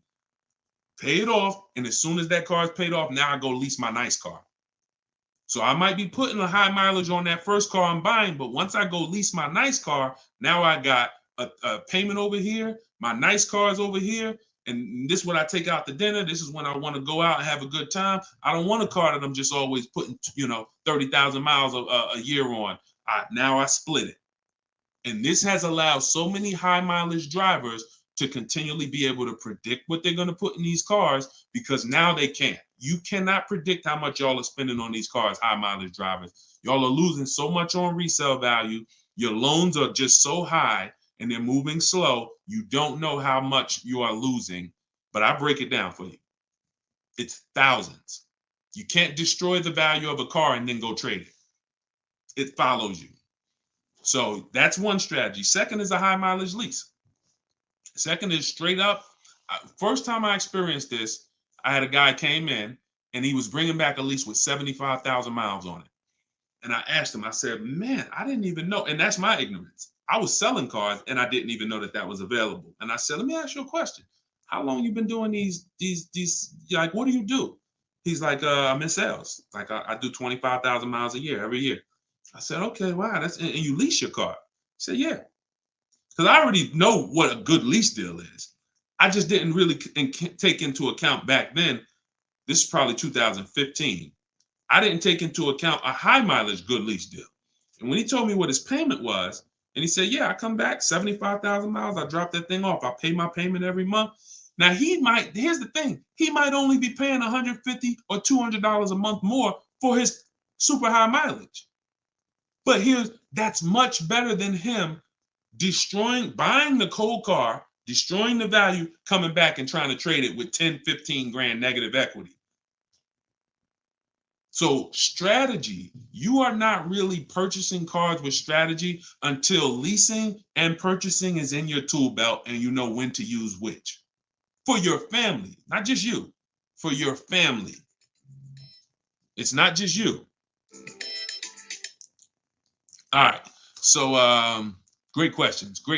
So this is the type of stuff that's in the book. Everything's in the book. Whether you see me live, whether you see me on social media making videos, you're going to get all the information. You don't have to worry about, Deshone is holding back info. It's not. Now, access to me, yes, I have access. I have a Cars from Home University where I coach people personally and we work together. That's access. But as far as the information's out there. It's how you want the information. We'll get it to you anyway. If you want it all in one spot, get the book, get Car Shopping for people that hate car shopping. Download it now. It's 75% off. Scan the QR code or go to deshonesbook.com or go to my Instagram or TikTok bio and get your 75% off copy. But other than that, you don't have to worry about not having the information. See, what y'all have had to deal with is how do we make great car deals? How do we not pay penalties when we don't have the information? But now the information's here. It's here for you. It's just you got to decide, how do I want the information? Do I want to look through all Deshone's videos? I got a video on every topic. More videos to come. They're not in order, and they're for different people. Some of you are going to purchase used cars. Some of you are going to lease. Some of you are going to buy a new car. Some of you are going to pay cash. Some of you have good credit. Some of you don't. So throughout all those videos, you got to sort through that. In the book, you're only following one path. When I do videos, when I do a book, it's like one path. Let's stay focused so that we can keep you on track. That's why it's step by step. Yeah, that's how the book is designed. All right, how do you purchase a vehicle without proof of income? That's tough. You need other things that are going to weigh. That's a good question. So if you don't have proof of income, credit profile gets you approved, not credit score. So proof of income is usually only required when you have a lower score or you have a new company, new business, and they need some type of way to, try to, make sure they're going to be all right recouping their money. How's the car going to be paid? So if I didn't have proof of income, then I got to work on credit. I got to work on credit, or I got to have a lot of cash. And even then, what's the reason we don't have proof of income? Once I know that, I could better explain. What's the reason we don't have proof of income? Seems dealers don't care about mileage if you release with them. That's now good time. So now watch this, y'all. This comment just came in. We'll still cycle through all the comments. We got another couple, a little while in this hour. We're getting through as much as we get through. It's good time on YouTube said, seems dealers don't care about mileage if you release with them. Absolutely a mirage. I asked y'all earlier, who's had somebody say, a dealer say, oh, we'll take care of the old payments. We'll take care of the mileage penalty. It's absolutely not true. And since 2006, here's the only time, shout out to y'all running the likes up on TikTok. I appreciate it. Y'all keep running them up. Thank you so much. Shout out to the sharers. Could everybody who shares good information, just hit the share button wherever you're at and share with somebody if you're in this sharing. So I've never seen mileage taken care of, ever. No program, no bank, no leasing company, and we've done thousands of transactions. I've never seen a leasing company say, we'll forgive mileage. Never. So that does not happen. Mileage penalties let's say we calculate a $2,000 mileage penalty, that gets rolled over to your next lease deal, and we're working that lease deal with that $2,000 accounted for. So whatever the deal is we're working you now, perfect, here's what it is. Make sure that $2,000 penalty is in there. You pay for that. You pay for that. Now, in some cases, very rare, there's loyalty programs where they waive some payments. Mercedes used to have this. It's since gone away, and they didn't have it on every vehicle. They didn't run it every month, where if you lease another Mercedes, we'll cover 3 of your old payments. So you could get out 3 months early, no penalty, but it had to be waived. Since I got into the business, I've heard dozens of people sitting around me say, we are going to be waiving those, but we're going to be taking care of those payments. Are you waiving the payments? Oh, what do you mean by that? Are you waiving the payments? See that, and we when you ask them that question, I don't want you to even go in looking to get out early. I'd rather you know what your deal is, so you can shop from home the way I teach, where no one has to reveal that information to you. No one is. If you got the right strategy, you're never putting yourself in a position where someone can lie to you without you knowing it. So if you go in the old way and you go into one dealer and say, hey, I'm looking to get my, new lease and I got like penalties, and they'll say, okay, we'll take care of it. That's putting yourself in position to be lied to. Oh, we took care of that. We built in the payment. Yeah, all the payments are taken care of. This is your new payment. When we shop, when we take control of our deal, that's not something someone's telling us. That's something we already know. Because when we're over on mileage, we always want to see how much can we sell the car for. I was over mileage on my Jeep, sold it, still made money. Still made money. There's plenty of people who go over on their mileage and can still sell their lease and make a lot of money. Even if they break even, they avoid the penalty. So first is always to do our equity assessment and see how much we can sell the car for. And if we can sell it, we avoid the penalty. And then we're choosing payments. Do we get out early? Do we make the payment? You see, when getting out of your lease early, unless you sell the vehicle, y'all, you can't get out of your lease early. You're breaking a contract. So I don't want y'all I don't want y'all using language or comfortable with language that cost you money, because you've heard people say this for years. Oh, I'm just going to get out of this. No, you're going to get out of it and you're going to pay penalties for that. So because they've taught us, or you've been taught, oh, you can get out, no problem. You call the dealership, hey, you know what, y'all? I bought so many cars from y'all. I know I'm supposed to keep this lease for how many years? It's supposed to be 3 years, Mrs. Johnson. Okay, yeah, but I think I'm ready for something new already. All right, well, when can you come in, Miss Johnson? See, they're never going to say, just so you know, Miss Johnson, if you break the lease, the penalty is going to be, pretty significant because you contracted for 3 years and now you're getting out. So we're going to have to roll over probably about $3,000 or $4,000 or $5,000 to your new lease. So no, they'll just come in, get you in, and all right, here's your new payment, Miss Johnson. You don't realize that I'm paying $100 more for this car than I could have been paying if I just waited. But because you've been taught to be a payment shopper, it doesn't matter to you. But somebody who's financially savvy, who's like, man, I don't want that extra $100 coming out of my house for the same vehicle. You're not going to do this. So we cannot ever believe what dealers say about penalties, about, oh, we'll take care of that. We find out, can we sell our car to avoid the penalty? Or if I can't, I either got to pay the payments and get out earlier, or I'm going to stay in it and just take the mileage penalty. That's not a bad idea most times, y'all. Sometimes people will call and say, yo, I'm going over mileage. And I say, okay, well, based on how you're going over, you'll only be over by like 2,000 miles. That's only $500. Oh, I thought it was going to be more than that. Nah, you're going to be over by 2,000 miles. Just, wait till the end. And then when you get your new car, build that 500 into the deal, and that's it. Or just pay the $500. Because very rarely are people, oh, I was supposed to drive 36,000 and I'm doing 100. That's just, wait, something went wrong here. What the heck happened? I can see you were supposed to do 36 and you did 40. You're supposed to do 36,000 miles, you did even 45. Maybe you got a different job. But I mean, how we have to structure our leases right so that if you know you're a high mileage driver and you take a 10,000 mile a year lease, shame on you. Like, we can't do that. We can't do that. Some people, oh, I'll just buy it at the end. You're killing yourself. You're killing yourself. The residual value, you're going to put a ridiculous amount of money on those, or a ridiculous amount of mileage on that car, and you're going to buy it in 3 years with 90,000 miles on it for the same buyout price that was estimated from your 10,000 mile a year lease. They estimated this buyout price is for a person who brings the car back with 30,000 miles on it. Here's the price. And then you bring it back with 90 and you pay the same price. Oh, I'm just going to buy it because I went over on the miles. No, killing yourself. You're realizing the loss. So again, this is why we want to be in your life.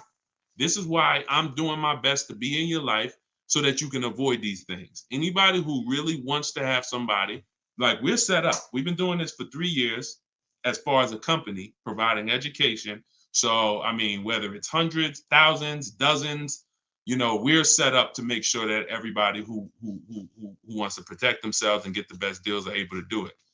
Paula, got my book. Phenomenal. Use it.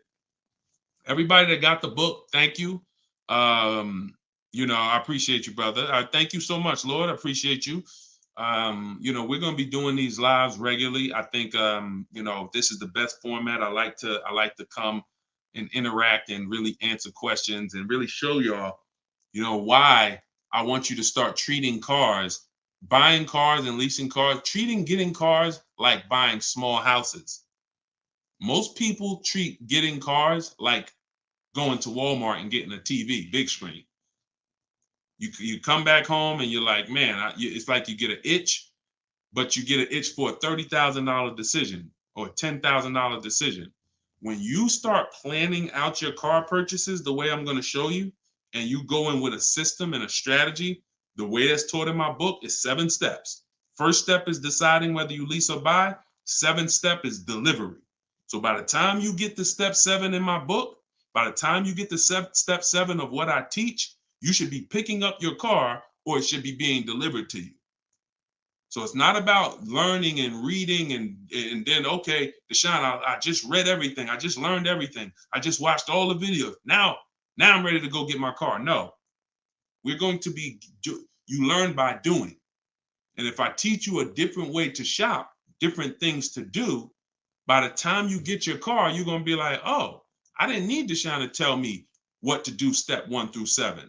I just needed him to tell me this is step 1, do that. And then when I'm done, I come back. Okay, Deshone, I did step 1. What's step 2? Here's step 2. Do this now. Okay, perfect. Let me go on these websites, do step 2. Perfect. Just did step 2, Deshone. Perfect. Here's step 3. Do this. And we found that that has been able to guarantee success for so many people. And that's how they're able to get the same deals that I get. Like this is this lady right here, this young lady, like Taupe. She got a BMW $54,000, $54,750 BMW, putting dealers against each other. She got it for $690 a month. She got the protection plan and raised it up. Her payment on that BMW. Now, mind you, if you can see on YouTube, if you can see on Facebook, you can see this slide. $690 a month. People are paying for that $54,000 BMW. People are paying $1,100 a month to go in and purchase that car. $54,000 is $1,100 a month with no money down because she didn't do any money down. $690. You see what I'm saying? Some of you might be looking, and quite honestly, some people may watch it because we're going to syndicate this. Whether you're watching this live or in syndication, doesn't change the value. You might be driving that same car, and you might be looking and saying, "Yo, I'm paying $1,000 a month for that car. She's paying $690. I put $8,000 down. She put no money down. We can't compare. You think Dave Ramsey, God forbid, and look, shout out to Dave Ramsey. I love what he teaches in terms of financial literacy. I love that he teaches people to invest and build for retirement and make sure I love that. But there's an area that he doesn't know what he's talking about, and that's when it comes to cars. See, look, credit is a big part of what, it has a lot to do with me helping you. Y'all don't hear me teaching credit. It's important. It's a complimentary topic for us to talk about. I talk cars, how to make sure you pay the lease for them. Yeah, maybe natural. Let me get some credit tips too. Rodney, you could just go right to my TikTok bio, grab your book. It's 75% off. Click the link in my TikTok bio. You think she can ever listen to someone that tells her you shouldn't be leasing? She knows when to lease and when to purchase. She's not in love with that vehicle. She's not keeping that vehicle 8, 9, 10 years. So how can I drive this vehicle for the lowest amount of money in my household? I'm going to shop all my offers. The dealer that wins the bid, I'm going to see what it is. Oh, look at that. It's $690 a month. I'll take it.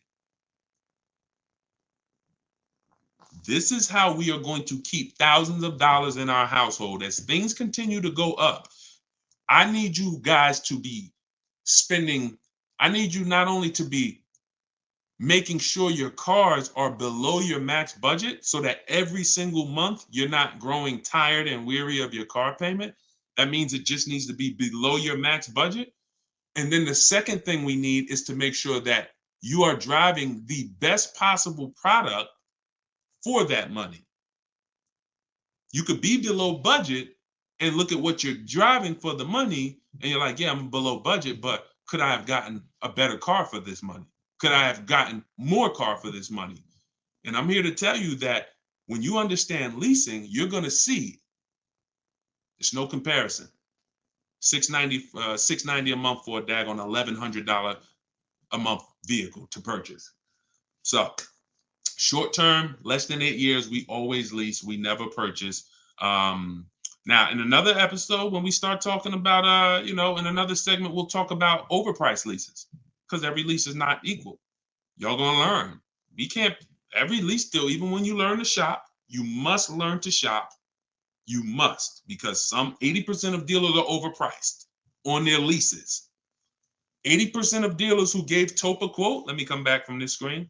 80% of dealers who gave a quote to this young lady, Taupe, on her BMW were a lot higher. Some of you even saw it on the video. It said it when she wrote it. It said, man, all these other offers were a lot higher. That's how it's supposed to be.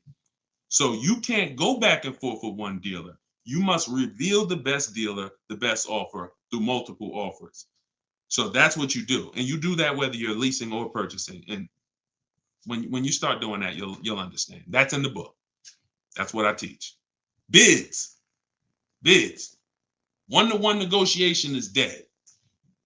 I want y'all to eliminate one-to-one from we never do it. Because you cannot do that with any other item and win. You can't do it with you can't do it with jewelry. You can't do it with groceries. You can't do it with televisions. You can't do it with houses. One-to-one negotiations, you lose every time. You must see multiple options, multiple offers, and then we pick the best one. And what you see is that's gonna be done with loans we get, cars we buy, and cars that we sell. We don't trade. So, all right, yeah, this has been great. I need her contact. I don't know what you I guess y'all having a conversation. I didn't know what y'all needed contact wise. All right, let's see. Is buying and selling a car a good hustle? I'm not really teaching people how to buy and sell cars because yes, there's if you want to go into the car business, that's not what I teach. So I have to log out to purchase the book. You shouldn't have to. Let me try to reset.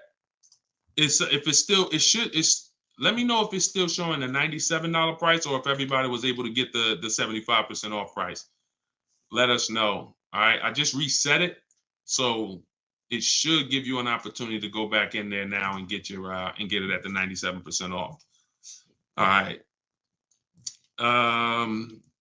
Buy dealer loaner cars. It depends. Those can be great opportunities. But again, we still need something to compare it to, Tina. Tina on Facebook said, buy dealer loaner cars. Now, we will buy or lease a loaner car if it's a great offer. So when we reach out to dealers, you'll see in the book, I teach you to go to the website because I give you my scripts. I tell you what to say.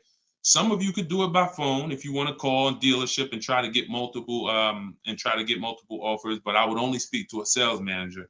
And even then, you got to just make sure that you but only speak to a sales manager. But the point is, if they have a loaner car, it needs to be so much better than what I could get a brand new one for.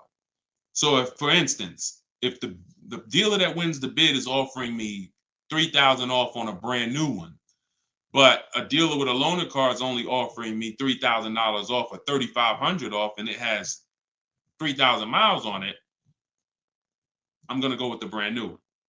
But if I don't have anything to compare it to, then I might think 3,000 off is a good offer for the loaner car. See what I'm saying? See, price assurance is when you guarantee. I want y'all to listen. If you want price assurance, type PA in the comments. You want this every time you make a deal. Price assurance means I guarantee that I paid the lowest price that I could have paid. That's called price assurance.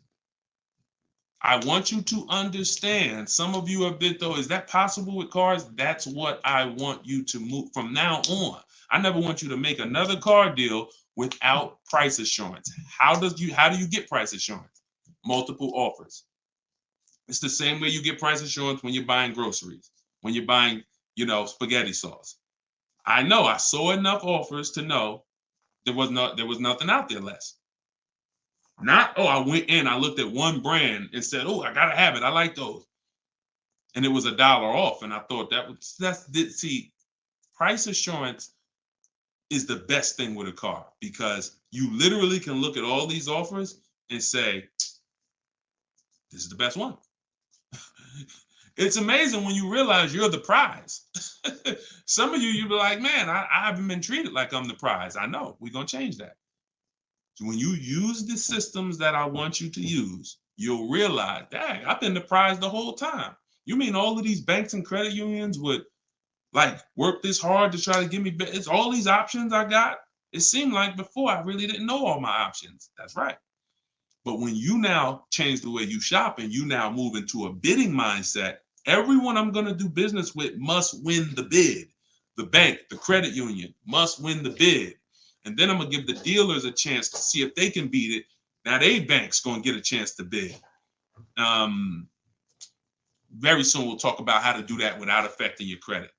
I want to show y'all this bank bidding war process. We have a specific way we shop for loans, credit unions, banks. We let dealers access our credit, and it shows as one inquiry when it comes to affecting our score. You must learn that because when you see how much money is in the loans, you're gonna be mad. You're gonna be like, dang, I never shopped around the way I should have for my loan. I never shopped around. That's fine. No, there was no one to tell you. Now there is someone to tell you that if You have a $30,000 loan and the interest rate is 5.9.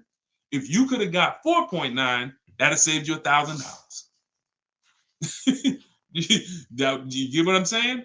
If you have a $50,000 loan, 1 point on the interest rate, say you $2,000. So we must imagine if you could get 2 points lower, say you $4,000.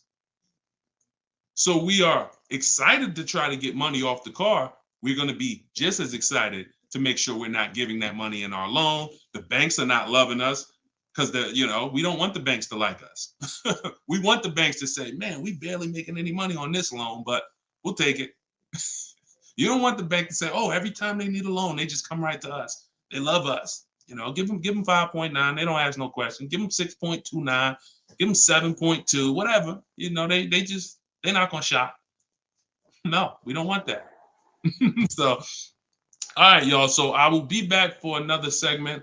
These are the things we're gonna continue to do. We'll be live on all 4 platforms. We look to partner with more platforms in the future. So if there's a platform that y'all think we should be on streaming, let us know. Right now, we are, Facebook, Instagram, TikTok, and YouTube. So it's been great. We had probably, consistently 400 or 500 people on here. And so if you want to get your book at 75% off, as long as the timer hasn't come down, you should click the TikTok bio. Name of the book is Car Shopping for People That Hate Car Shopping. If you Google it, you'll see it's already rated 4.94 on Goodreads. We have 31 reviews. So we're on our way to being a 5-star bestseller. And it's really the people using it. So I want you all to use it. Get it for 75% off. Normal price is $97. Download it immediately. Start to use it. If you're on YouTube or Facebook, you can scan the QR code and get your copy, or go to Deshone's book. Mm-hmm. Yes, Mandy. Facebook is the same handle. Deshone the Auto Advisor on every channel, whether it's YouTube, Facebook, Instagram. It's always Deshone the Auto Advisor. So we'll be back to answer more questions. We'll be talking more about leasing, but we'll be talking more about deal structure, shopping, how to check and make sure cars are reliable. There's a lot of cars going out here with bad reliability ratings, bad longevity ratings. So they are not the cars that we need to be buying for keepers. We got things we got to look out for, y'all. Like this is the tip of the iceberg. We're buying a car to keep. You know how many people have bought a car, it wasn't quality? We didn't check longevity. I thought I was going to keep it 8 years, 10 years, but car started giving me issues, transmission issues at 80,000 miles. I didn't know that. We got to make sure we're checking these things. We got to make sure we look into every, so we'll break this down step by step. I'll be going over my system, my 7-step system, and just going deep with pieces of it and answering you guys' questions. Borrow against your money in the bank. Yeah, that's fine. Whatever gets you the biggest net return, Tina. She said, I don't get loans. Borrow against your money in the bank. As long as, just whatever gets you the best net return. I'm just here to tell you that interest isn't the only loss on money. Opportunity cost is a loss. When it comes to financial, if you were taking a class on finance, opportunity cost is real. If I could have put my money in something and made 10% on it, but my money was in a car and I didn't have that money, and that money is losing me 10% in the car. So let's just say I put the 20 grand in the car, and then every year that 20 grand is worth 2,000 less, then I'm losing. It's a negative 10% return every year on that 20 grand. When I could have had that 20 grand somewhere getting me 10%, use the bank's money at 4%, and now I'm still at a net positive when it comes to, am I richer at the end of the year? Am I richer at the end of the month? So I just say that to say we've been taught when it comes to finance, we just talk interest. Oh, I don't want to pay interest. I don't want to pay interest. But I'm here to make sure everyone knows the total package of why people who don't pay cash for cars, who could afford to, who literally can write $100,000 check for anything they want, why they don't. See, I'm not interested in, I'm interested in why the people who could pay cash for cars choose not to. And it's not what you've been taught. Some of it's not because, they just love debt. now. These people have paid off houses. So these are the things that we're going to be talking about. So, and again, all in my book. If you want it all in one place, grab your copy. But yeah, this was a great segment. We will certainly be back. Always a pleasure. And just make sure you're subscribed so you do get notifications when we go live. You know, make sure you're subscribed on TikTok. Make sure you're following so that when we're live, you can jump on because we're going to be doing this a lot. All right. I'll see y'all soon. God bless everybody.